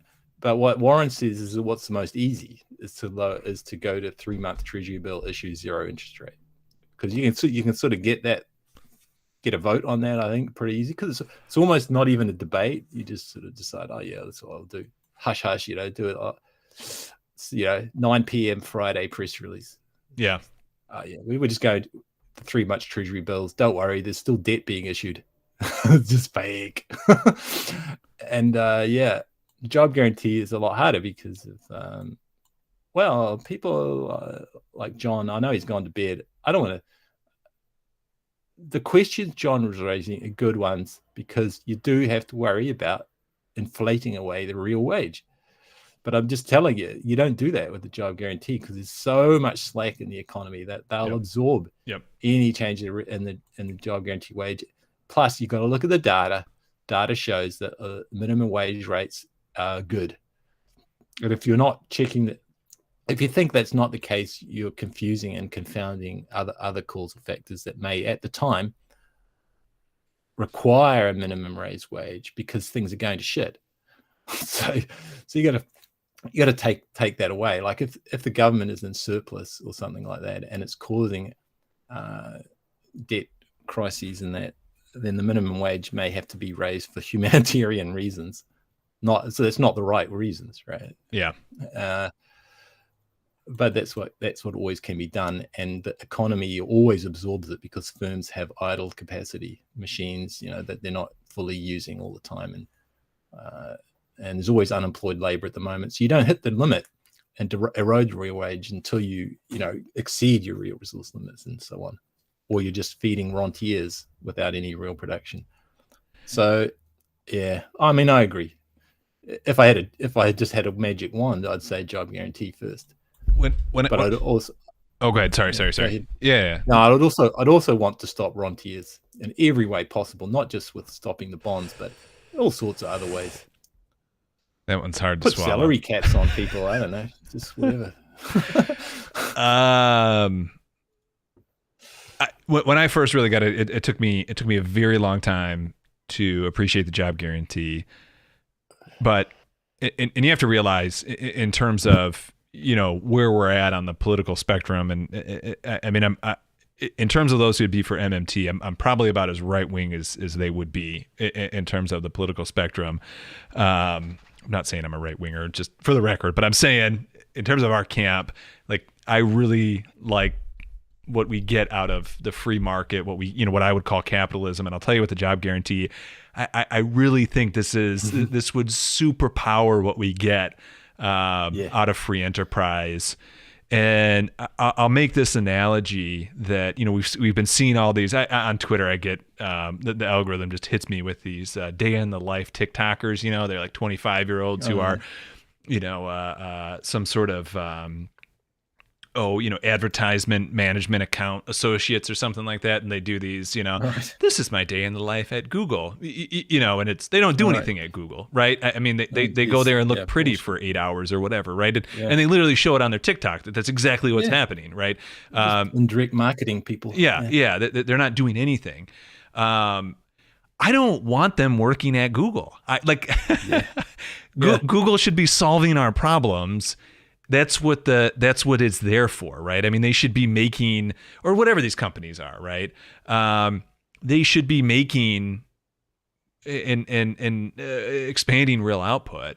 I have no problem if someone wants to be some whatever it is that they record for TikTok, but that should be the job guarantee, because that's not real output, right? I mean, that's and so it would allow companies to offload. A job guarantee would allow the companies to offload like the humanitarian efforts they need to do, and that would then be picked up by the government through a job guarantee, and it would allow the private sector to work so much more efficiently, knowing that it's not their job to do these BS jobs. And there is a big political will for large corporations to be the BS job, Fundamental. Yeah, there's a fundamental misunderstanding of how humanitarian economics can work, whether it's capitalism or socialism, but the private sector role is not to employ people. It's to produce output that everyone can enjoy with the minimum number of employed workers as possible. So that's why you want a job guarantee. If you've got people who can't find work in the private sector, what are you going to do with them? Give them unemployment benefit? I mean, that's the most stupid thing you can do, because then you've got an unskilled buffer of labor. So the job guarantee is all about a buffer of labor that is skilled. I mean, there's no downside, guys. Yeah. No downside to it if you understand what the real cause of real inflation is, eroding the real wage. It doesn't come from the job guarantee.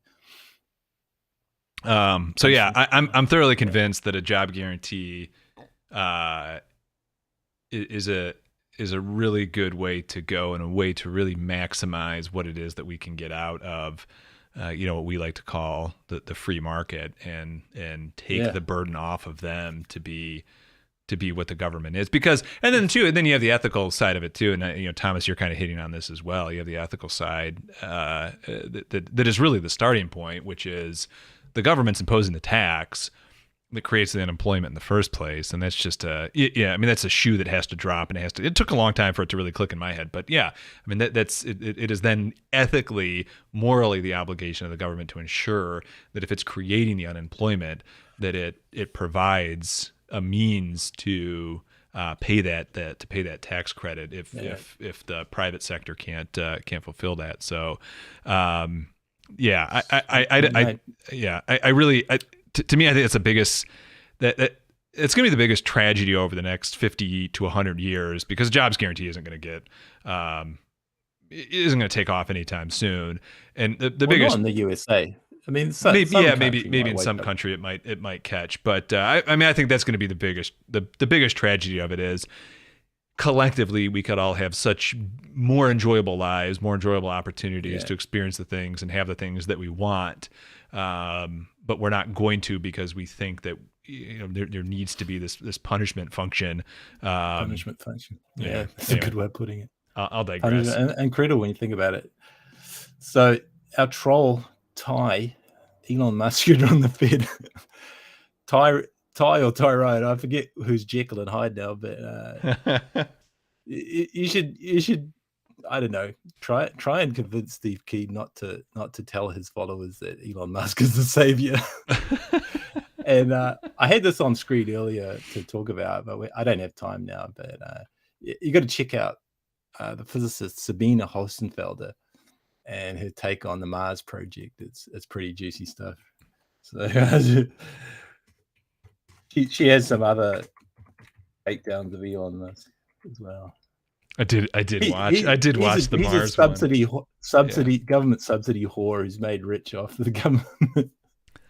And he's got no good ideas of his own. He's stolen them all. Steve Jobs, number 2. That's my cynical take. That's my cynical take on. That's just because you're a good new Linux guy that you hate Steve Jobs. But Eloniska Muscovite.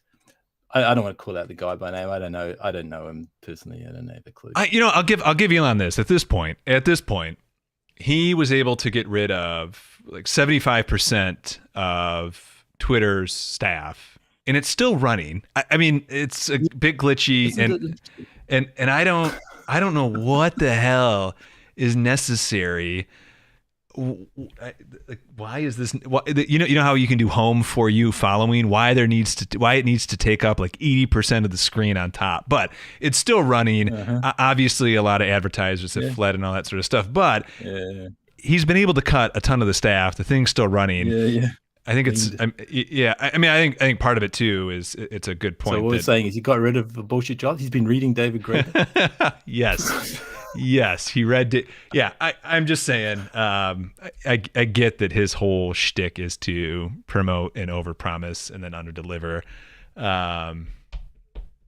But so far, Twitter's still running. So I know. It was hilarious watching all the sort of anti-capitalist people sort of dunking on Musk, saying he's destroyed Twitter. There was no way he's going to really destroy Twitter, but I mean, you never know.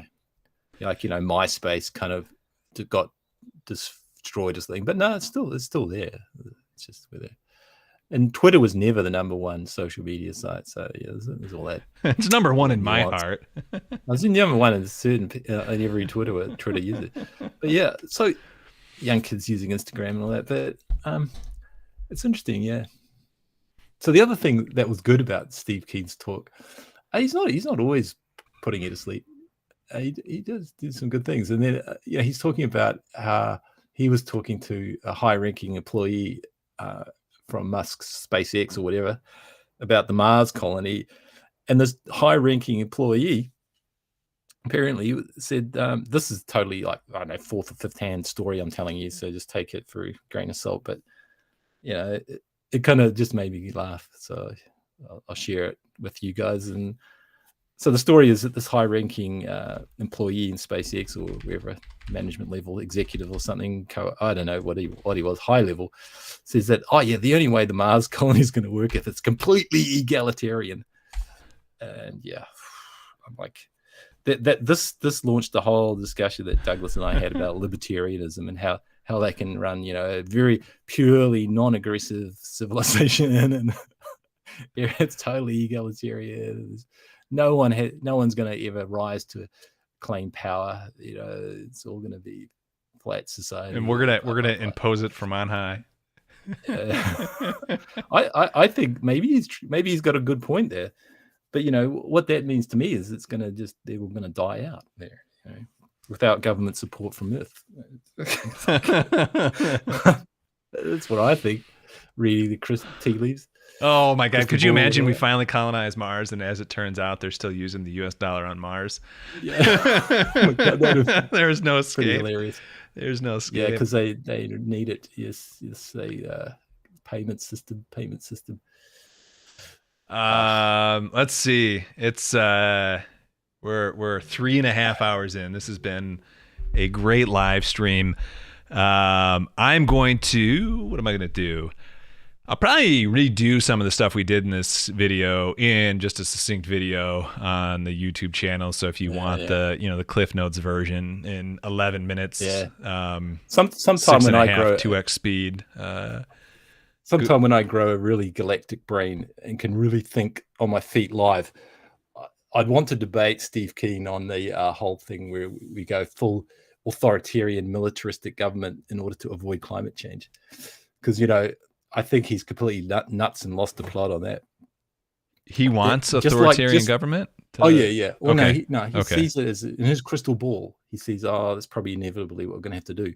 Because he's a cynic. He has no hope for society. Yeah. Whereas I'm like, with the economy, there's so much slack that we haven't used, so much policy space available, but also there's so much education or so much ignorance vacuum to fill that can be filled that we have no idea of as a collective species, as a collective society, just with your neighbors or whoever, your colleagues, work colleagues, anyone you can get together and talk with. We had no idea how powerful we are as a collective, as a species, to overcome oligarchy and to overcome the climate crisis. And this, it all seems really hopeless if you look at the news, but I don't see it as hopeless. And so I don't think we're actually going to have green fascism.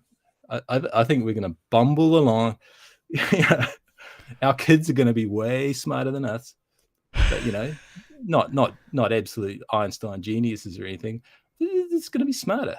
I mean, because we've taught them how to be miserable and depressed, and we've given them Radiohead, and this is how it all works out.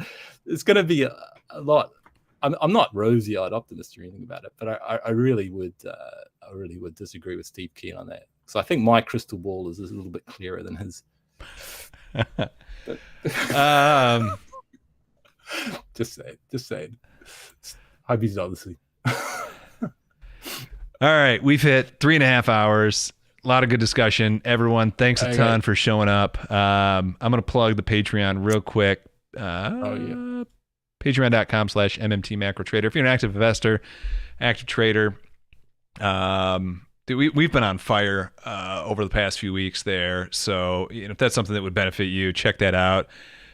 If you're not, you just want to support us, there is that Patreon tier, and don't feel obligated, but we drop a few for just the Patreon supporter tier. We drop some stuff there as well. So if that's something you want to support us with, we've been doing that. And like I said, I think I'll drop some of the code that I shared tonight on that as well. I mean, otherwise you can just scroll over the screen and see what I did and repeat it. But anyway, patreon.com, MMT macro trader. And then here I'll let Bijou give his Batman outro. I don't know. What is it? Suffering socialist, Douglas. Friends. No, it's been great having you all. But tune in next week.